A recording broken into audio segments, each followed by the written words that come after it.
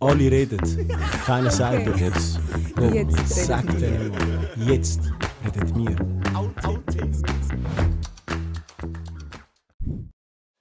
Herzlich willkommen zu einer neuen Folge von Jetzt redet mir. Heute mit dem Candyman eures Vertrauens, der Candyman von Zürich. Habibi, schön bist du da. Danke vielmals, dass ich auch da sein darf. Sehr, sehr gern, sehr, sehr gern. Ihr kennt ihn wahrscheinlich vom Süß und Sauer Shop. Eure For You-Page ist sicher auch voll. Ich sehe die ganze Zeit Angebot. Keine tiefere Preise als der Brüder. Mega sympathisch. Danke vielmals. Eigentlich sind jetzt das Zweite. Genau. Ich führe das Ganze mit meinem Cousin. Grüß an dich, du Hässliche. Ich weiss, du bist gerade im Lager am Arbeiten, mach weiter so. Und ja, wir sind eigentlich das Zweite. Wir kennen uns auch so als Tag-Team. Ja. Und wir sind schon das Zweite vor dem Candy Shop. Und wir werden dann nach dem Candy Shop das Zweite sein. Okay. So, Geil. Ja, so jung sind wir. Geil.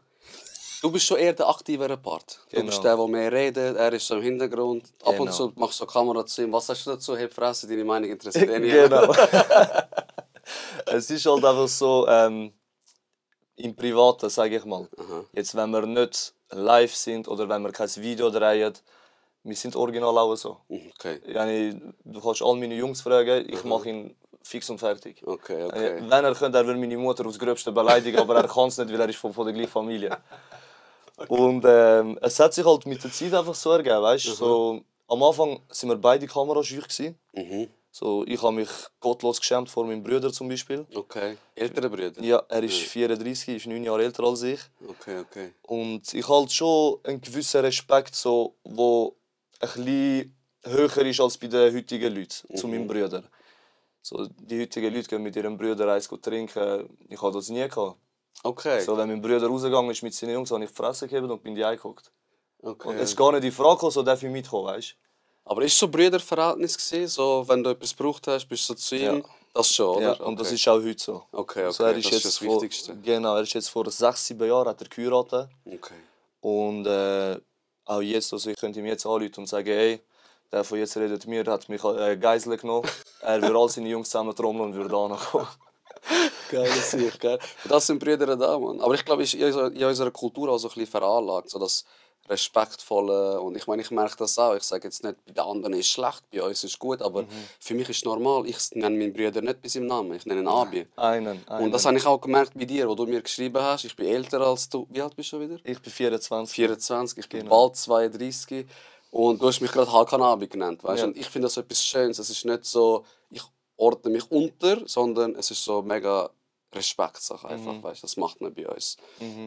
Ich habe mich auch nicht wohl gefühlt. So. Ich sage dir ehrlich, du hast mir zum Beispiel eine Sprachmemo geschickt Ja. und dort ist das Wort Bro gefallen. Und ich Du gerade töben.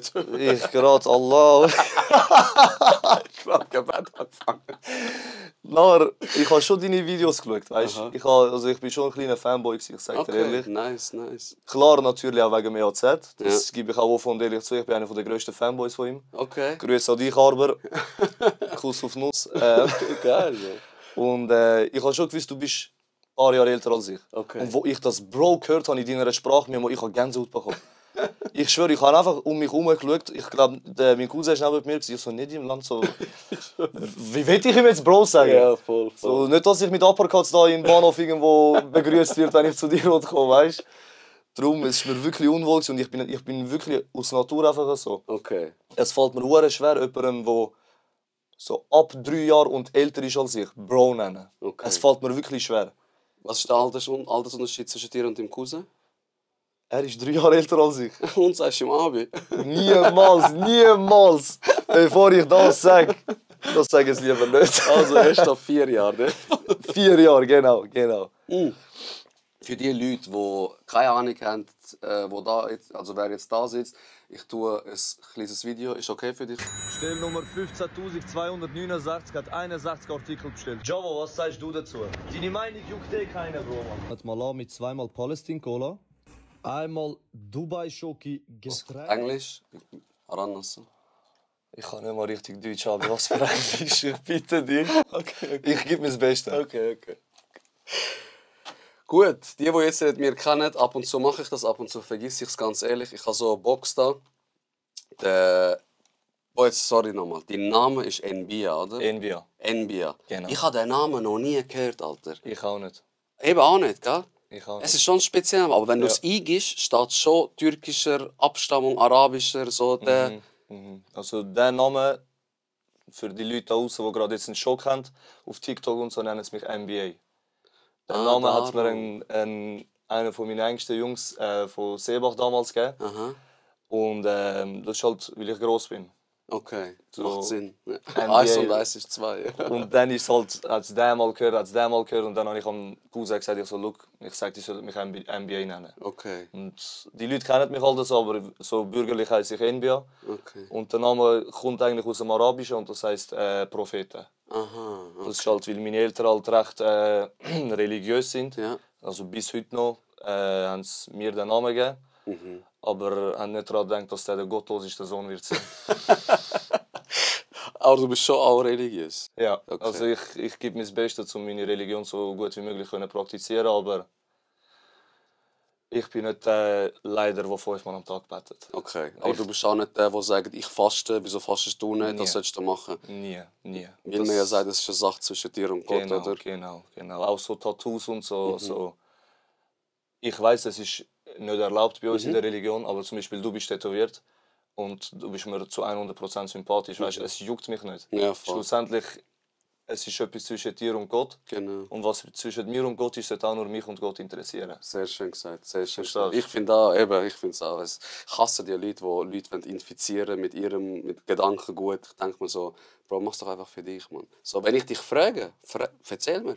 Erzähl mir alles. Aber wenn ich dich nicht frage, lass mich einfach in Ruhe mit dem. Ja. Die geilsten saufen, trinken, Bip, Bub, Kokain Schwein. auf dem WC-Deckel. Was, du isst Schweinefleisch, töbe. Oder fastet, ich darf jetzt nicht fluchen, das, aber währenddem sie nicht fastet, die respektlosesten Leute, die es gibt, Mann. Aber Iftar mit Feldschlössli Bier machen. Ja, eben. Nein, sorry. Item, ein kurzer Ausflug. Genau, ich habe da Fragen. 1 ist tief, 2 noch tiefer und 3 ist Also wie meinst du sehr es? tief von der Fragestellung. Ah, Also ich habe gerade gedacht, Nola, ich habe stell Hose zu, Winde. YouTube und Spotify sportlich. Alles Sarkasmus. Genau, muss man ja heutzutage muss ja alles erwähnen. Genau. Du kannst einfach eins ziehen, Bro. Du kannst Also entscheiden. eins ist... Am wenigsten tief sozusagen. Also, es ist auf Englisch. Unser Englisch ist nicht gut. Und wir versuchen es zu übersetzen. Wer ein Problem damit hat, Bahnhof Altstädte, Schieber gegen Schieber. Oder Bahnhof Wetzikon, Basi gegen Basi. Muss ich das jetzt vorlesen, Bro? Ja, du kannst auch übersetzen schon in deinem Kopf und dann...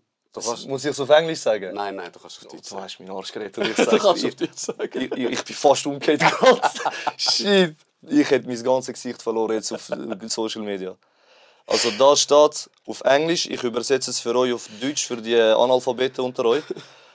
Welchen Charakter würde ich spielen in einem Film? Ist das jetzt auf einen Schauspieler bezogen oder? Ich glaube nicht. Ich glaube eher, was du für eine Rolle spielen wirst im Film. Glaube ich. Und ich glaube, also die Frage stellst du ja mir sozusagen. Ich glaube, du wirst einen NBA-Spieler spielen.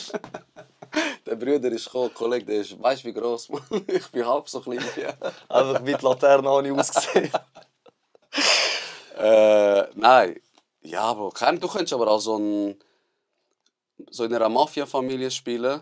Der, wo alle denken, der macht nichts und so, der ist der Liebe, der hat mit dem Familienbusiness nichts zu tun, aber eigentlich bist du der Schlimmste. So einer könntest du eben auch sein. Mit deinen Grübli am Lachen dort, aber ganz andere Pläne. So jemand. Meinst du? Wer würde gut stehen? Meinst Ja, ich glaube. du? Also du, ich glaube, ich wäre etwas ganz anderes. Was? Im Fall. Kennen. Ich glaube, ich wäre der, der alle vergiftet mit Zucker wie in den letzten 1,5 Jahren. Ich würde einfach rumrühren mit Schoki dort im Film. Mir wäre es scheißegal. Nein, ich glaube, ich wäre so ein Mensch im Film. So, ich habe gerne so Serien zum Beispiel. Kennst du Çukur? Die türkische Serie. Bro, meine Freundin zwingt mich. Ich kann mich jetzt 1 Jahr wehren. Bap. Ich so, nein, ich schaue das nicht. In dem Fall muss ich schauen. Alle sagen, das ist kaputt geil. Sie schaut das sicher, gell? Ja, sie schaut. Jenge, mach weiter so. Du musst das schauen. Schon? Merk dir einfach den Namen Yamaç Koçovalı. Ich Okay. wäre original der. Okay. Weil also die Serie hat mein Leben geprägt. Mein Ah, Charakter was? geprägt. Ich sag dir, Wie lange läuft das schon? das ist schon lange fertig. Ah, ist schon fertig? Das ist, wann ist das fertig gewesen? Die letzte Staffel war im 2021, 22 gewesen. Okay. Ich habe die Serie 3-mal durchgeschaut. Ah, was? Die komplette Serie. Kennst du Ezel? Ja, hat mein Bruder immer geschaut. Hast du nicht geschaut? Nein. Ah. Habe ich leider nicht geschaut. Ey, jeder, der Türkisch redet und Çukur und Ezel geschaut hat, bitte schreibt mal rein, was ist geiler, Ezel oder Çukur. Weil sie hat mir gesagt, ich schaue mit dir Ezel mit und dafür schaust du mit mir ein bisschen Çukur. Sie hat Ezel geschaut, aber ich habe Çukur immer noch nicht geschaut. Du musst schauen, glaub mir. Eider. Es wird dich mitnehmen. 100%. 100%. Also gut. Und türkische Serie, also ganz Balkan ist ja versucht mit dem. Das ist Ja, ja. brutal. Who would you be? Okay. Wenn es nach dir gehen würde, mit wem würdest du sein? Wo würdest du sein?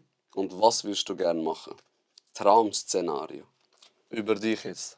Oder wo würdest du gerne jetzt sein? Oder Gell, man, ich habe es vorher voll komisch gemacht.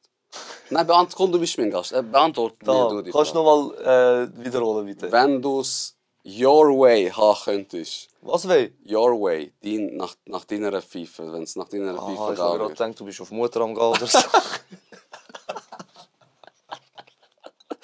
Ey, die Folge wird lustiger, als ich mir das vorgestellt habe. Ich habe dich gewarnt. Du hast können Nein sagen bis heute. Ich bin nicht parat dafür. Mit wem würdest du gerne sein? Wo würdest du gerne sein? Und was würdest du gerne machen? So Traumleben.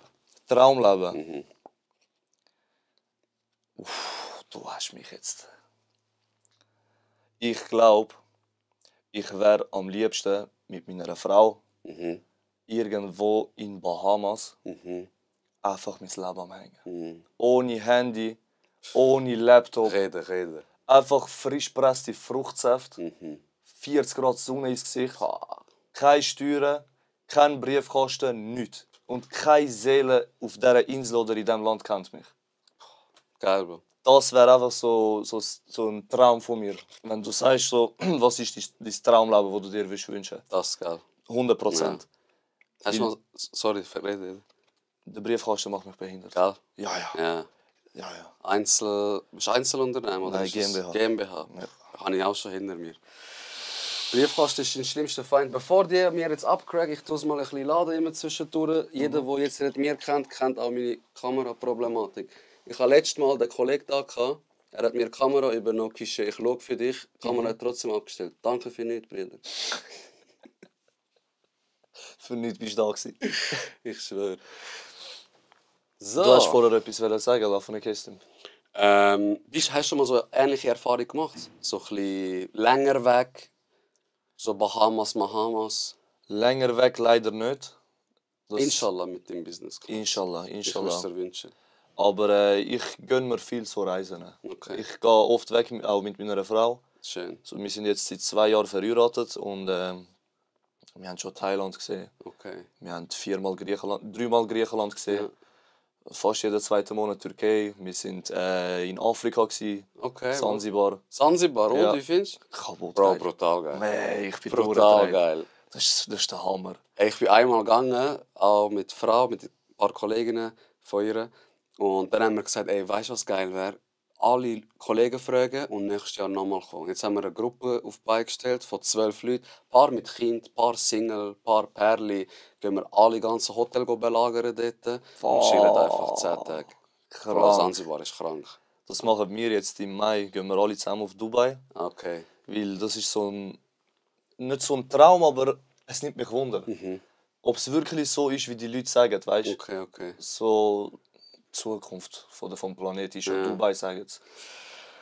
Aber wenn du mich fragst, die Destination, die mich am meisten nicht interessiert, ist Dubai. Wirklich? Ich würde lieber so ein unbekanntes Dorf in Afrika anschauen, wo noch so Einheimische leben, wäre für mich 1000-mal schöner als Dubai. Ich weiß nicht, ich habe das Schickimicki, alle sind so Petete und McLarens über. Ich weiß nicht. Aber eben, es ist also meine Frau, ich finde es brutal. Ist klar. Sie ist ja Flugbegleiterin. Ich fliege überall, weißt du, wie günstig an. Ich erzähle dann, wenn die Kamera aus ist, sonst machen die Leute auch. Ich bin auf Tokio gegangen, 5 Tage, hin, zurück, Business, mit Hotel. Ja, ich erzähle dann nachher. Deine Eltern wohnen da in der Umgebung, oder? Meine Eltern sind ausgewandert. Können sie mich adoptieren? Du brauchst sicher noch so Brüder wie Ich kann, wir sind 4 Brüder. Oh, Wir sind 4 Brüder, Bro. was schon geil. Ich schwör's dir. Hure schön, hure schön. Das ist geil, ich Ja. sag dir. Ich hätte auch gerne mehr Brüder gehabt. Geil ist schon. Ja, ja. Ich find's. Willst du jetzt Kind? Kind, auf jeden Fall. Schon, gell? Ja, auf Und wie jeden viel, Fall. wenn du darfst? Am liebsten eine ganze Fußballmannschaft. Ja. Also, ich Solange würd, das Geld lange so. klar, so, das Geld spielt ja eine grosse Rolle Ja, bei uns sicher. im Land.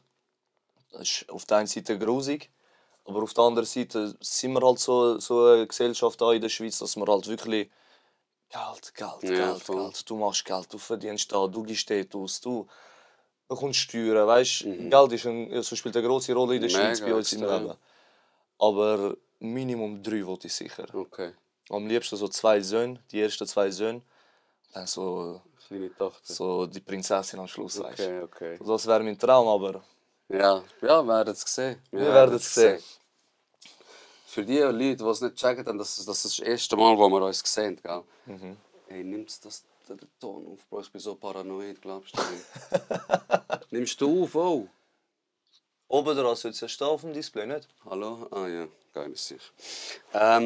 Du hast etwas mitgebracht. Genau. Was hast du mir mitgebracht? Ich habe dir 3 Sachen sogar mitgebracht. 3. Alle guten Dinge sind 3. Wegen Genau. Ei, der Bussi. Das erste ist da unten, das ist die Mystery Box, die wir werden verlosen. Genau.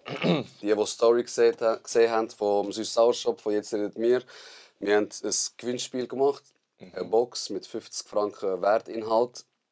So wie ihr ihn kennt, hat er sicher noch, da hat es noch Platz, da hat es noch Platz, noch Sachen rein da. Und genau, jeder hat eine Frage können stellen. Darum, es lohnt sich auf Instagram uns beiden folgen. Und es lohnt sich Stories anschauen, weil ich habe extra keinen Post gemacht, nur Story. Und die verlosen wir. Jeder, der eine Frage gestellt hat, ist da drin. Also jeder, ausnahmslos. Ob du mein Kollege bist, ob du meine Nachbarin bist, ob du ein Fremder von irgendwo bist. Jeder hat die Chance, da zu gewinnen. Danke vielmals fürs Mitnehmen. Kein Problem, Bro. Das zweite, was ich dir mitgenommen habe, ist ein T-Shirt von uns. Wir haben vor einem Monat unsere Streetwear-Brand Gold to Grind gedroppt. Okay. Wir haben gedacht, wir schlagen mal den Weg ein Aha. und schauen, wie es ankommt. Und das ist einfach als Dankeschön, so, dass du uns angeschrieben hast, dass du mich da eingeladen hast, dass Sehr du deine gern. Zeit investierst und auch deine Zeit opfern für mich. Sehr gerne, Bro. So, ich schätze so kleine Sachen wirklich und ich habe dir ja schon mal gesagt, du bist auch auf meiner For You gewesen, die ganze Zeit. Du bist nicht Geil, weggegangen. freut mich. Vor allem die Folge, wo der Arber über seine Frau redet. Ja. Ich musste den Antrag machen nach dem Video. Hast Ich hab's. Seit 2 Jahren hab's. Geil, geil. Nein, das ist einfach so als Dankeschön von mir und dem Javo, meinem Cousin. Brüder, eigentlich bin ich nicht da angekommen, zum Liebli zu täuschen. Aber ich habe gedacht, dass ihr ein Andenken habt von mir. Nicht dein Ernst! Ich will schauen. Geiles Sieg, Mann. Ich weiss eben nicht die Grösse, Bro. Es ist Max Oversize. Schau mal und sonst habe ich dort oben noch eins. Welche Größe ist das? M, aber eben, es ist massiv. Du kannst es aufmachen, du kannst schauen. Geil, Bro. Genau mein Schnitt. Ein bisschen kürzer geschnitten, perfekt. Ja. Wenn der mir nicht geht, dann kann ich als Fixlin-Tuch benutzen. Schau Ja. das an. Den kann ich wirklich als Charge benutzen. Ist gut. Das ist kaputt geil. Gold to Grind. Genau. Nice. Nice. Das beantwortet schon mal eine Frage, die mir gestellt wurde, die ich auch gestellt bekommen habe. Übrigens, eben, ich habe den Süß- und Sauerstoff angeschrieben. Jetzt fragen die Leute, ja, wieso, was redet ihr jetzt, welche Süßigkeit am feinsten ist oder was. Es geht nicht darum, ich lade Leute ein, die mich inspirieren. Und er und sein Cousin haben mich inspiriert im Sinne von, wenn jemand dir erzählt, ich verkaufe Süßigkeiten, denkst du, ja, komm, ist gut, Alter. Er macht das mega erfolgreich mit seinem Cousin und ich finde, er kann uns heute in dieser Folge etwas mitgeben, wo wir auf unser Leben adaptieren können. Nicht, dass ihr auch einen Kenntnisshop aufmachen müsst, aber Sonst ich ja gehe. vielleicht in einem anderen Teil von eurem Leben kann das Mindset euch wie weiterhelfen, oder? Auf jeden Fall. Darum. Auf jeden Nice, Bro. Danke dir vielmals. Danke dir, Bro. Und jetzt kommt's. Und da habe ich eine Box zusammengestellt für uns zwei. Geil. Ich habe gehört, du hast gerne Snacks. Boah, kaputt. Bizeps breiter als mein Kopf zwar, aber heute ist Cheat Day, Bro. Heute ist Cheat Day. Hast du das Messer, oder? Sonst machen wir Ja, Kanakarte. ja, voll, machst du so. Ich kann schon schauen, ob ich eins habe. Nein. Wir müssen ja nur schnell aufbekommen. Also, für die mich kennen, wissen, ich habe eine Schwäche für Süßigkeiten. Vor allem, bei mir ist so, umso saurer, desto besser. Also, es geht gar nicht zu sauer für mich. Für mich theoretisch in der... So lacht er. So sieht ein Päckchen aus, wenn es bei den Kunden ankommt. Ich habe was oft gehört. Also auch gelesen oder live habe ich auch geschaut. Ihr verpackt es mega gut. Die meisten Leute, andere Candy Shops, no front, also voll front, tun es irgendwie so verpacken, dass du die Hälfte draußen hast. Aber da, ich sehe, ich kann das euch sagen, kompakt verpackt. Cool. Ich habe deinen Wunsch nicht erfüllt, Okay. das mit dem Sur, weil ich habe extra etwas für dich bestellt und das ist noch nicht gekommen. Okay. Du wirst nie mehr etwas Saures essen. Okay. Ich sage dir nur das. Du wirst es irgendwann in deinem Briefkasten finden. Okay. Ich mache TikTok-Dings, wie ich das probiere. Leute mir am besten FaceTime an, während du das isst. Du wirst Höbe sagen. Vertrau mir. Alter, du am Laser. Du wirst zu meinem Marco glauben. Nein, ich habe dir einfach ein paar Sachen da zusammengestellt, die ich persönlich feiere von uns. Geil. Und wo ich gefühlt auch selber mehr ist als verkaufen. Okay. Ich glaube, den tun wir sonst da an. Oh, der Gameboy. Oh. Kennt ihr den? Ich hatte letztes Mal eine Diskussion mit meinen Kollegen. Ich habe gesagt, wenn du den anmachst, du kannst das nicht in der Nacht gamen, Kollege. So weit sind wir damals noch nicht. Und meine Kollegen haben gesagt, doch, das hast du auch in der Nacht gamen. Was sagst du, hätte man das in der Nacht gamen früher? Haben wir nicht, oder? Nein. Und das Geräusch, Leute... Boah, Feierabend! Ganzer Podcast am Gamen. Ja, ich bin gespannt, was die Leute sagen, aber... Boah, du hast gerade so richtige Kindheitserinnerungen Ja, geweckt in mir. Warte jetzt. Die kennst du sicher auch noch. Ich zeig's dir so. Hast du mir so pushen, wenn es nicht geht und so. Und rein tun. Pokémon Gold. Jeder kennt das noch früher, wo das Game hat. Der das nicht kennt, hat keine Kindheit gehabt. 100%. Also, Bro. Wenn wir etwas snacken, Ja, mega gern. Hure gern. trinken oder essen? Egal. Egal, du entscheidest. Ich entscheide. Du entscheidest. Ich glaube, wir fangen am besten mit dem Produkt an, das gerade am meisten im Hype ist. Okay. bei uns. Die Leute, die den Podcast wegen mir schauen, also no front. Nein, sicher nicht. Die von Süß und Sauer kommen oder die mich von TikTok kennen und im Live oft dabei sind, ihr kennt das Produkt. Wahrscheinlich kennt es auch jeder andere, weil ich euch einfach zu bombardiere mit Werbung auf TikTok. Das ist ein Riegel von Kindern, Bro. Das sieht schon mal krank aus. Also ich sag dir so, das wird die nächste Dubai-Schoki. Ah, was? Es wird brachial explodieren. So, hä? Also ich bin behindert, was so Sachen importieren anbelangt. Ich gehe wirklich all in bei so Sachen. Ich habe auf einen Schlag auf 15'000 Riegel importiert. Und ich sage dir, jeder, der das kauft, der bestellt direkt noch, am gleichen Tag, wo er das Päckchen überkommt.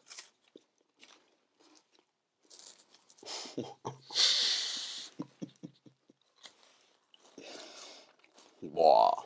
Mächtig, gell? Bro, ich würde das wie beschreiben, ein bisschen Knoppers, ein bisschen Kinder-Country. Und etwas, was ich nicht identifizieren kann, aber es ist krank. Soll ich so sagen? Hanuta-Riegel. Hanuta-Riegel. Darum ist auch klar, wer den Candy Shop hat. Er und nicht ich.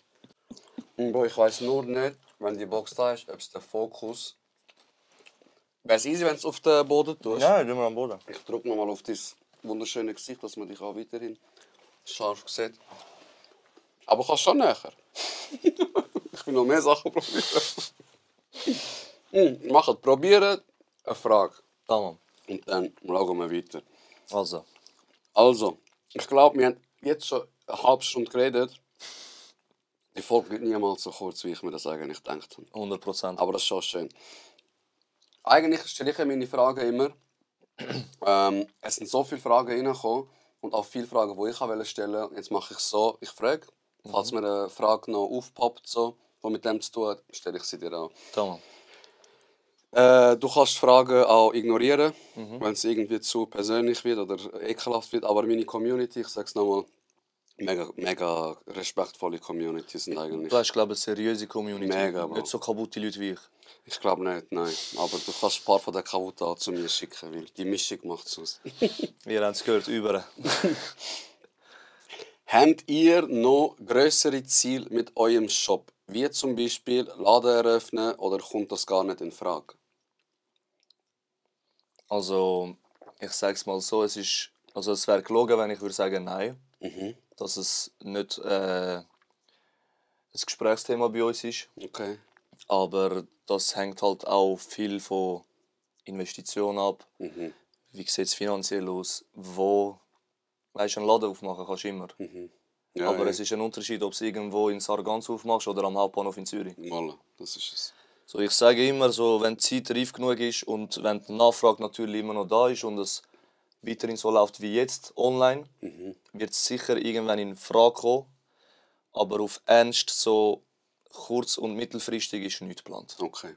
So wirklich, es muss so ein Ja. Shop in Tivoli oder ein Glattzentrum Voll. frei werden für Süß und Sauer. Dass sich auch lohnt, oder? Genau, weil dort zahlst du natürlich auch dementsprechend höhere Miete. Aber du weißt auch, wie viele Leute in diesen Shopping-Centers sind Genau, täglich. genau. Darum, es muss sich halt lohnen. Es ist traurig, aber wahr. Es geht schlussendlich um Business. Ja, es ist ja so. Es ist ja so. Darum, es ist auch eine Frage, gekommen, die finde ich auch spannend. Ich darf dir schnell vorholen. Sicher. Was ist Motivation? Entweder oder, du musst aussuchen. Candy von der ganzen Welt am Kunden bringen oder Business? Das Erste. Candy, das ist euer Hauptziel. Ja. Aber ich finde, du kannst sie gar nicht ganz separieren. Wenn du dich entscheiden musst, wirst du dich für das entscheiden. Aber am Ende des Tages macht man es ja auch Für Business. für Business, oder? Also wie soll ich das sagen, Brüder? Es ist vielleicht, eben, du bist der grösste Candy-Fan als Kind. Hast Sachen probiert, hast vielleicht gedacht, ey, die anderen wollen das auch probieren. Ich mache das.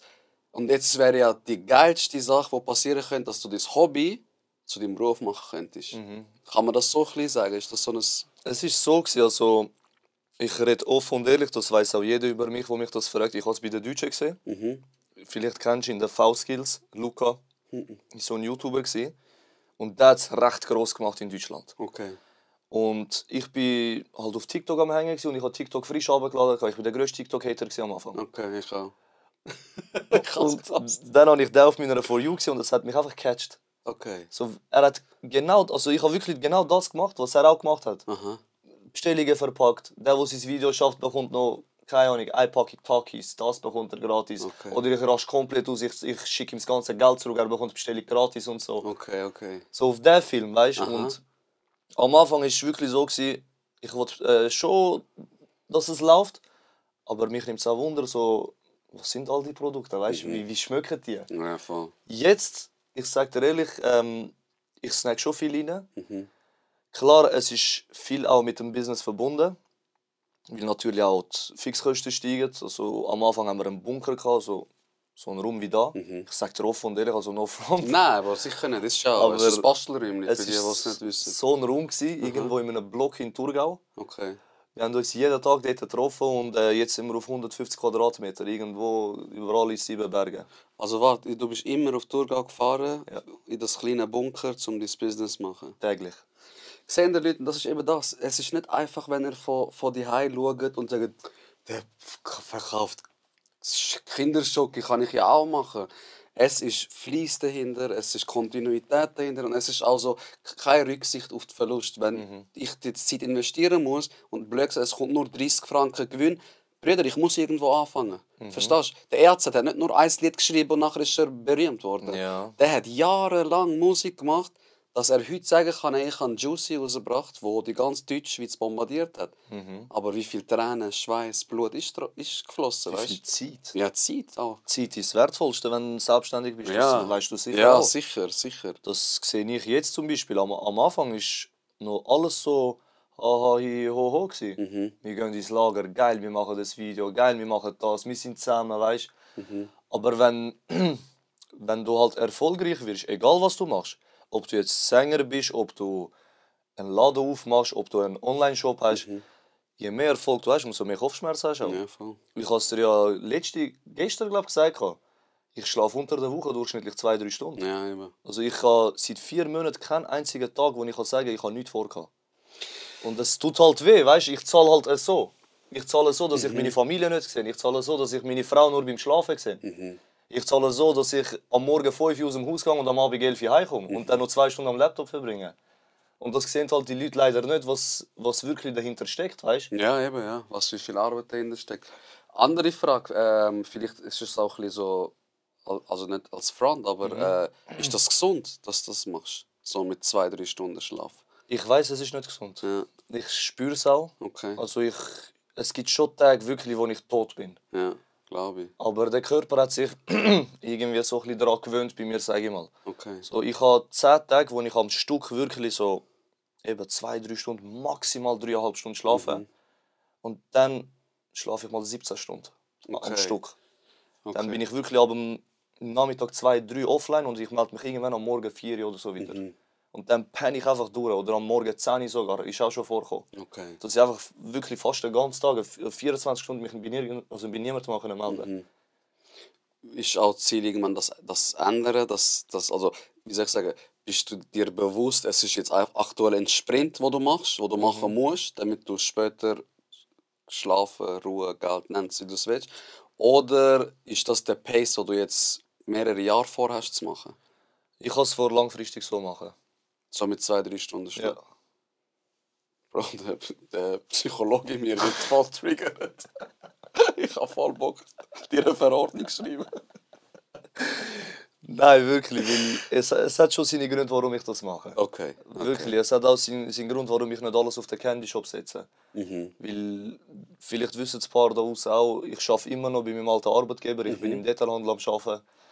Klar, nicht mehr 100%, das ist gar nicht möglich, aber ich stehe trotzdem jeden Tag um 4:45 Uhr auf. Für meinen alten Arbeitgeber. Aber ich muss es machen. Ich habe eine Weiterbildung, die ich zahlen muss. Ich habe 2 Autos, die ich daheim zahlen muss. Ich habe eine Miete, die ich zahlen muss. Ich habe eine Frau. Ich Okay. habe Ziel. Okay. Und ich weiß ganz genau, wenn du nicht mehr machst als die anderen, wird nichts aus dir in der Schweiz. Ja, ist ja so. Du musst mehr machen. Oh, du machst eine Weiterbildung noch? Ja. Und für die zahlst du? Genau. Willst du sagen, welche musst du nicht? Ja, sicher. Ich mache den Detailhandel-Spezialist. Okay. Genau. Ich habe jetzt die Modulprüfungen bestanden. Gratuliere. Danke, Bro. Abi. Ciao. Sie gegangen! Schneid das raus, schneid das raus. Lass drin schon gut. Nein, ich schneid gar nicht, Bruder. Auch wenn du sagst, ich schneid nicht. Alles gut, alles gut. Nein, die Prüfung habe ich jetzt im Februar bestanden.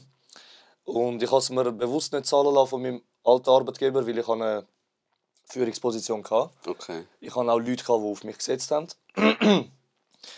Aber wo ich halt gemerkt habe, dass der Candy Shop um einiges besser läuft, als ich es erwartet habe, habe ich halt auch müssen sagen, es geht so nicht weiter. Weil ich habe 8 bis 6 gearbeitet. Also ich arbeite in der Migros, das wissen viele. 8 bis 6 gearbeitet, halb 7 die Hause, 7 im Auto, bis um 12 Uhr im Lager. Dort hat es nichts gegeben, live auf meinem irgendetwas. Ja, einfach Nur machen, Bestellungen. Live ist erst seit einem halben Jahr oder so am gekommen bei uns. Früher war es Verpackungsvideo, Werbung schalten. Und das Geld, das reinkam, ist reinvestieren. Immer, irgendwo. ja. Ich habe, bis ich GmbH gegründet habe, habe ich keinen Rappen genommen von dem Geld. Ja, ist auch richtig, Bro. Und die Leute denken, ich schwimme in Geld oder ich bin der grösste Motherfucker, was Geld anbelangt. Ich bin der ärmste Schlucker, den ihr kennenlernen werdet. Ich sage dir ehrlich, ich habe damals, als ich 100% in der Migros geschafft habe, mehr verdient. Okay. Ich habe mehr verdient. Mein Cousin, der verdient knapp 2 Mil weniger. Okay, mit dem Candy Shop Ja, sozusagen. weil er gesagt hat, schau Bro, wir ziehen es durch. Das ist es eben. Das ist es, weißt du, und das ist der Grund oder der Punkt, so der Wendepunkt, nenne ich den, wo viel scheitert. Weil viele sehen dann, ich verdiene ja weniger, aber die denken nicht daran, das ist ja eine Langzeitinvestition. Es wird ja nicht immer so sein. Ich meine eben, blöd gesagt, du hast jetzt ein Liebling rausgebracht. Bro, ich merke schon, wie dein Kopf schafft, weißt? Es ist nicht so, jetzt mache ich die günstigste Kindercreme und gut ist, weißt? Oh, rausgesorgt, alle denken auf TikTok, ich bin ein Star. Das ist es eben nicht. Und ich glaube, diese Mentalität separiert, wie nennt man das, Heu vom, irgendein Sprichwort gibt es, keine Ahnung, aber da separiert sich, wer eben durchbeißt, wer macht, wer unten durchgeht und wer eben das nicht macht und dann immer stehen bleiben wird. Mega bemerkenswert. Wir sind auch gehatet worden. Ach schon? Ja, kaputt. Wegen? Was war der Grund gewesen? Ja, am Anfang... Ich Ist sag es dir... Trick? Ah, gut. Nein, ich kann noch, danke. Ah, gut. Ich habe mehr Hate-Kommentare unter meinen Videos gehabt als Props. Und das massiv. Also, was ist so das Schlimmste, vielleicht, wo du dich erinnern kannst, was Leute sagen? Das Schlimmste, was einer kommentiert hat. Also schlimm ist nicht, aber etwas, was ich wirklich persönlich genommen habe, weil ich weiss, es ist jemand, der mein Privatleben kennt. Okay. Ich vermute, es ist auch jemand, der mit mir mal zu tun hat und nicht mehr mit mir zu tun hat. Okay. Der hat geschrieben, gang weiter in Regal auffüllen im Migros in Wetzikon. Aus dem wird nichts, was du da im Internet machst. Du machst dich nur zum aufmäßig. Okay. Und jetzt Ja, es machst du nicht, weißt du, machst nicht. Bro, ich hatte vor ein paar Tagen da den Praktikant. Ja. Kennst du auch, kennt jeder. Sicher. Er hat mir etwas gesagt, wo mein ganzes Denken wegen der Kommentare und so beseitigt hat. Er hat mir gesagt, Bro, du musst etwas verstehen in der Social Media Welt. Jeder Kommentar ist ein guter Kommentar. Kein Kommentar ist ein schlechter. Wenn jemand sogar schreibt auf meinen Videos, du Bastard, ich approve's. Easy, mach. Dann schreibt irgendeiner, der mich mag, er ist kein Bastard. Dann kommt er mit seinen Kollegen und ich bin dort und denke mir, geil, man, 180'000 Klicks. Und das, wo er mir das gesagt hat, hat es wirklich Klick gemacht. Weil ich habe mich vor ein paar Tagen auch aufgeregt wegen einem Kommentar. Einer hat irgendwie geschrieben, du supportest gar nicht den Gast, du kennst sie gar nicht, du tust dich nicht mal vorbereiten und so. Obwohl, es läuft Sound von ihm. Am Schluss mache ich Werbung für sein Konzert und so. Und dann habe ich mir auch sagen, Kollege, wieso triggert dich das so, weißt du? Mich nimmt das halt einfach so richtig mit, weil ich bin ein sehr emotionaler Mensch. Okay. Ich bin also krank emotional. Nicht so emotional, so, dass wenn man sagt, du Opfer, dass ich im Ecke 3 Stunden brüllen, sondern ich kann mich nicht kontrollieren. Okay. Ich habe wirklich, also viele sagen so, ich habe Aggressionsprobleme, sagen viele. Ich behaupte das nicht. Ich sage einfach, ich bin ein sehr impulsiver Mensch. Okay. So, ich nehme gewisse Sachen anders wahr als die heutige Gesellschaft. So, zum Beispiel, nur schon wie du mich anschaust. Ich sehe nicht den Hakanabi, der mich einfach anschaut. Ich sehe tief in deine Augen rein, was du eigentlich jetzt denkst über mich. Okay. So, ich bilde mir etwas ein Ja. und ich höre auf mein Bauchgefühl. So. Okay. Kann das sein, was du da oben sagst? Sagt er da. Ja. Verstehst du? Okay, ja. Du So, versuchst den Menschen zu spüren. Genau, so, ja. genau. Und ich studiere hure viel, ich überlege extrem viel. Okay. Und das schätzen halt alle in meinem Umfeld. Ich habe wirklich so einen ganz engen Kreis. Ich habe wahrscheinlich so 5 Leute, mit denen ich mich so täglich höre. Okay. Und halt meine Leute vom TikTok halt, weißt du, so meine Kunden, meine Supporter und so. Und meine engen Leute, die sagen mir jedes Mal, von wo hast du das jetzt gewusst? Wie hast du das gespürt? Okay. So, ich habe gerade letztens jemanden kennengelernt durchs Business. Es ist eine Frau. Sie weiß, dass ich sie jetzt meine, also meine Frau kennt sie auch. Es ist jetzt wirklich nur businesstechnisch. Ja. Und ich habe mit ihr nur über Business geschrieben. Und ich habe nur schon an der Schreibart, wie sie mir übergekommen ist, habe ich private Sachen über ihren Charakter herausgefunden. Okay. Und ich habe sie mal damit konfrontiert, wo wir uns gesehen haben. Ich so, kann das echt sein, dass du so ein Mensch bist? Die hat kein Wort rausgebracht. Okay. Sie hat gesagt, kennst du meinen Ex?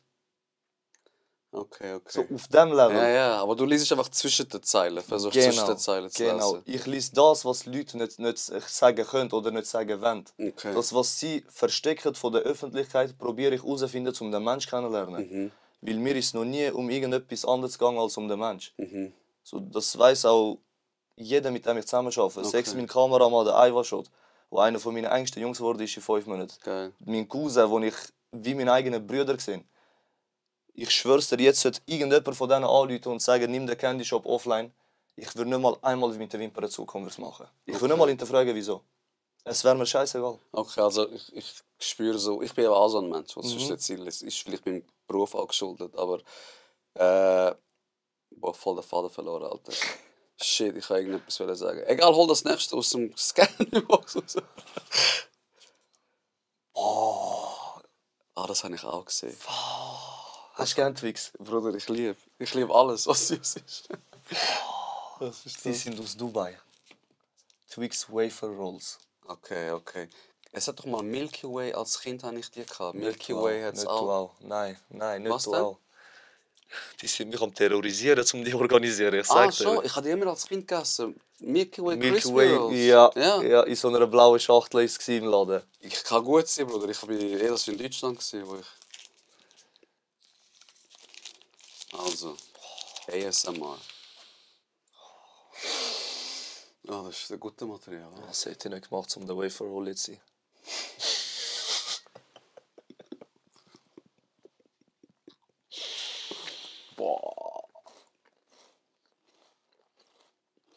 Boah. Schau einfach die Füllung. Bro. Also das ist ja... Sorry, ich habe gespritzt. Das ist ja... Das ist ja Twix mal 100 vom Taste. Wow. Als hätte es das Karamell einfach in so eine... Einfach so püriert und in die Twix-Röhrchen reingestopft. Ich schwöre. So richtig geile. Jetzt ist meine Frage auch wieder gekommen. Siehst, falls ihr... Werbung. Falls ihr nicht wisst, ab und zu was sagen, dies, das auf dem Schlauch steht, jetzt beim Süß-Sauershop, der Twix, der dir die hintersten Gedanken wieder führen holt. Was ich auch will sagen, Bro, ich bin eben auch ähnlich. So, weißt du, ich versuche lesen, dies, das. Mir sind auch Sachen wichtig wie Loyalität zum Beispiel, Dankbarkeit. Wenn jemand nicht dankbar ist, was ich für ihn mache, schon klar, dann sagen die Leute, ja, dann mach doch nicht. Nein, ich mache, aber zeig mir das Minimum von einer Dankbarkeit.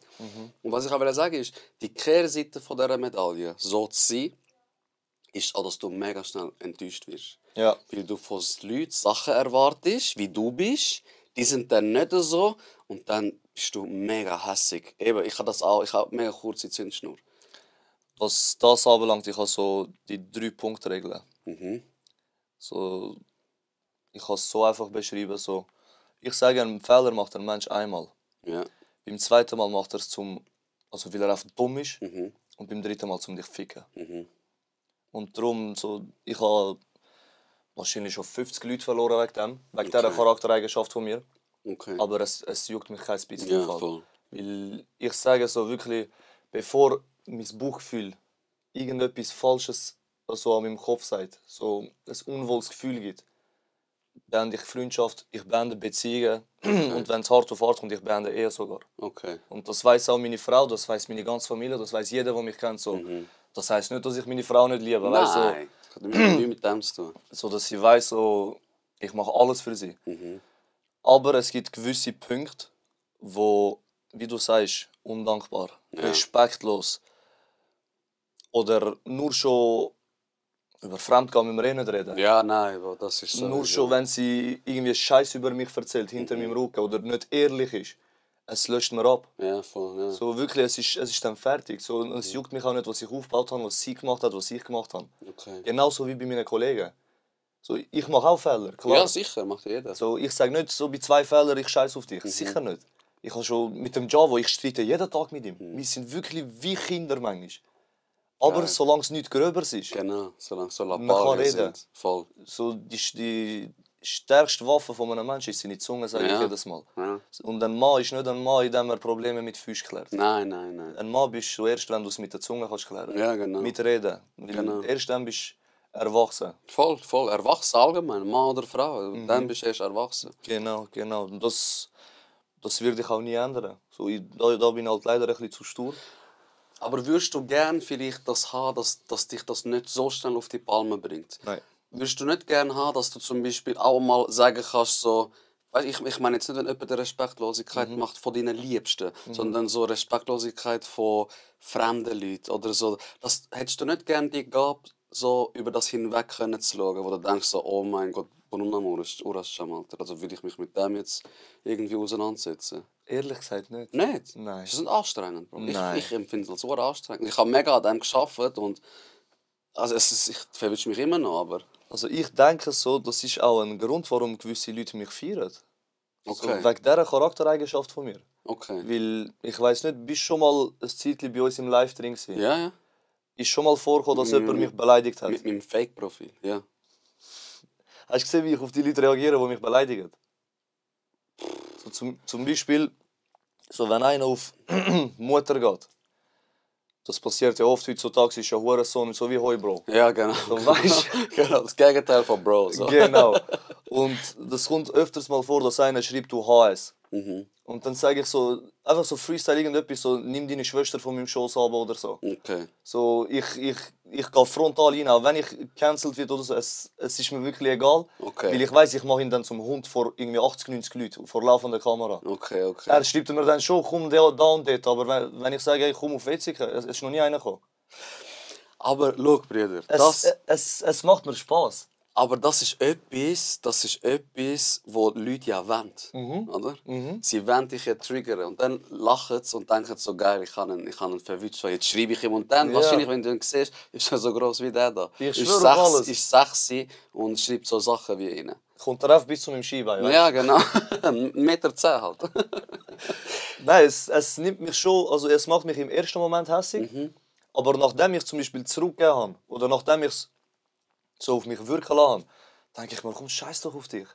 Okay. So, weißt du, was juckst du mich? Ich kenne dich nicht einmal. So, dann hate weiter.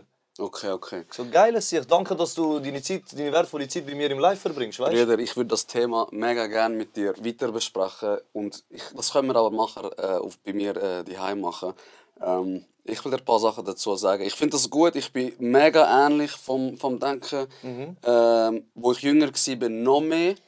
Und vielleicht bringt es dir etwas und vielleicht sagst du auch, Hakan, bedanke vielmals für den Tipp, so, aber für mich ist das nicht. So, okay.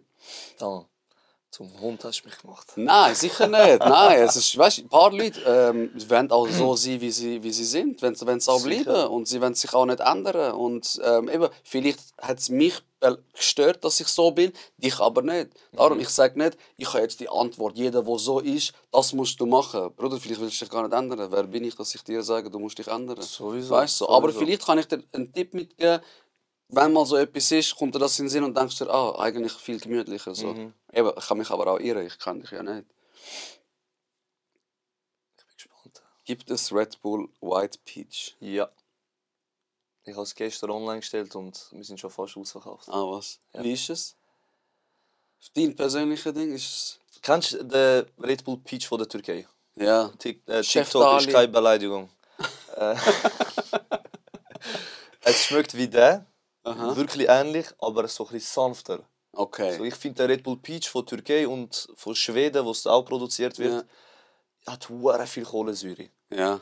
Und der ist so richtig sanft, weißt du, so, ich könnte die zweite Dose auf locker aufmachen, gerade direkt nach der ersten. Okay. Und die Nachfrage ist da. Ja. So, wenn die Nachfrage da ist, ich probiere immer so schnell wie möglich die Sachen zu holen, weißt du. Das haben wir ja bei der Dubai-Schoki gesehen. Ja, das ist... Willst du erzählen? Weil es gibt ja auch Sachen, Brüder, das ist so ein bisschen Berufsgeheimnis, oder? Man sollte auch nicht wie alles preisgeben. Ist das etwas, was du preisgibst, oder wo du nicht sagen, wie kommst du an all diese Sachen? Wie kannst du Kinder Creamy und Red Bull für 80 Rappen verkaufen? Voilà, wenn du Also- sagst, look Bro, ich will jetzt nicht, weil sonst kommen alle anderen auch, verstehe ich zu 1000%. Nein, also ich sage dir einfach so, was mein Gedanke dahinter ist. So klar, der eigentliche Grund sage ich nicht vor laufender Ja, Kamera, so, das sage ich schon nie. nicht. Aber so was, in welche Richtung das es geht. So, damals mit den Creamies ist ein Krieg ausgebrochen auf TikTok. Okay. So, wo jeder zweite Kanake mit 500 Stutz auf der Seite einen Candy Shop eröffnet hat, hat jeder den Preis runtergedrückt. Okay. Weil es ist gefragt, es geht weg wie Butter. Und sind wir ehrlich, es ist eine Tür im Einkauf. Damals war der Einkaufspreis natürlich massiv teurer als jetzt. Massiv, weil es war im Hype war. Nein. Wie bei der Dubai-Schoki. Ich habe es zu der Hypezeit für 36 Franken verkauft. Okay. So, aber ich war auch der Erste, der es auf Schweizer Boden gebracht hat. Okay. Das weiß gar keiner. Also die erste Dubai-Schoki Ist von mir gekommen. ist von dir gekommen? In diesem ganzen Land. Und da lege ich meine Hand ins Feuer. Ich bin der Erste in diesem Land, der Dubai-Schoki gebracht hat. Ah, was? Im September habe ich es gebracht und ich bin in Griechenland mit der Frau. Hast du dort gesehen? Nein. Aha, okay. Es ist in Deutschland viral gegangen und in Holland, glaube ich. Und ich habe so 1 Dutzend Grosshändler in Holland. Aha. Und ich habe so einen, so, wo der Kopf gefallen ist, so meine direkte Ansprechperson. Ich habe ihm geschrieben, ich so, ey, ich brauche dringend, schick mir auf Pump, ich habe kein Geld, schick direkt in die Schweiz. Und er hat es mir geschickt und ich habe zum Vorbestellen von Kos rein. Ich habe einfach mit in der Altstadt von Kos Video gedreht, weil einer kommentiert hat, kannst du Dubai-Schoki klären? Und der Kommentar ist noch nie gekommen. Und ich habe gedacht so, wenn es boomt, boomt, wenn nicht, ist es, weißt du? Ja, voll. Musst ja riskieren ein bisschen. Ey, ich tue das Video rein, ich gehe pennen, ich stehe auf, alle Dubai-Schokis weg. 150 Tafeln weg. Im Wert von 36 Franken? Nein, die habe ich für 29,95 oder Okay, 24,95 gehabt. Und dann habe ich gemerkt, okay, ich habe Blut gelegt. So. Es ist ein kranker Preis. Ich sage heute noch, ich als Privatperson habe noch nie Dubai-Schoki gekauft. Ja. Und ich will es auch nicht. Ja, verstehe ich ja. Ich zahle nie für eine Tafel mehr als 2 Stutz. Ja, ich bin ey. so originaler Kenneck, weißt du? Ja. So ein Nussknacker von Aldi, so auf der bin ich, weißt Das du? ist brutal, Mann. Aber ich habe gesehen, so, ich kann einen Hype auslösen. Ich sage nicht, dass ich es viral gemacht habe, weil es ist auf der ganzen Welt viral gegangen. Ja, ja, eh. Aber ich habe dafür gesorgt, dass es in der Schweiz auf der For You gelandet ist. Weil ich weiss, wie viele Klicks die Videos gemacht haben. Ja, eben. Ich habe nur auf Dubai-Shopping-Videos 6,5 Millionen Views auf TikTok. Was? Es ist nicht organisch, es ist alles Paid Ads. Bezahlte Werbung. Okay. Lohnt sich das? Jetzt für mich würdest du sagen, mach oder mach nicht. Kommt darauf an, was du machst. Zum Wenn Beispiel, ich hätte jetzt den Clip mit dem EAZ, wo er über Liebe redet. du hättest den auf... Also wie viele Likes hat er? Ich habe gesehen, knapp 15'000, 20'000. Ja, so. so Du hättest den auf 100'000 gebracht. Okay. Locker. Und, ja, aber die Frage ist dann, wie viel kostet es, was bringt es? Ich habe so über 16'500 Dubai-Schokis verkauft bis heute. Eben, weißt du, bei dir macht es ja Sinn, weil du hast ein Produkt. Genau. Was habe ich denn, dass ich Abonnenten habe? Was habe ich, blöd gesagt, Das kommt darauf an, da kommt es darauf an, was dein Ziel ist. Weißt? Ja. Wenn du sagst, ey, ich will Follower jagen, es gibt Unternehmen oder auch vielleicht Podcaster, die Follower jagen, die Likes jagen, weil es sie befriedigt oder weil es ein geiles Gefühl ist. Weißt? Tamam, mach, weißt? Mich jucken Klicks und Likes nicht. Ja. Mich hat es noch nie interessiert. So, ich bin ein Verkäufer, weißt? Ja, Ich bin eben. kein TikToker. Ich bin original einfach das, was ich seit 9 Jahren mache. Ja, voll. Ich komme vom Verkauf, ich mache weiter den Verkauf, einfach ja, auf meine Art. einfach auf ein anderes Level gebracht. Genau, genau. Und So, mit der Zeit gegangen. So.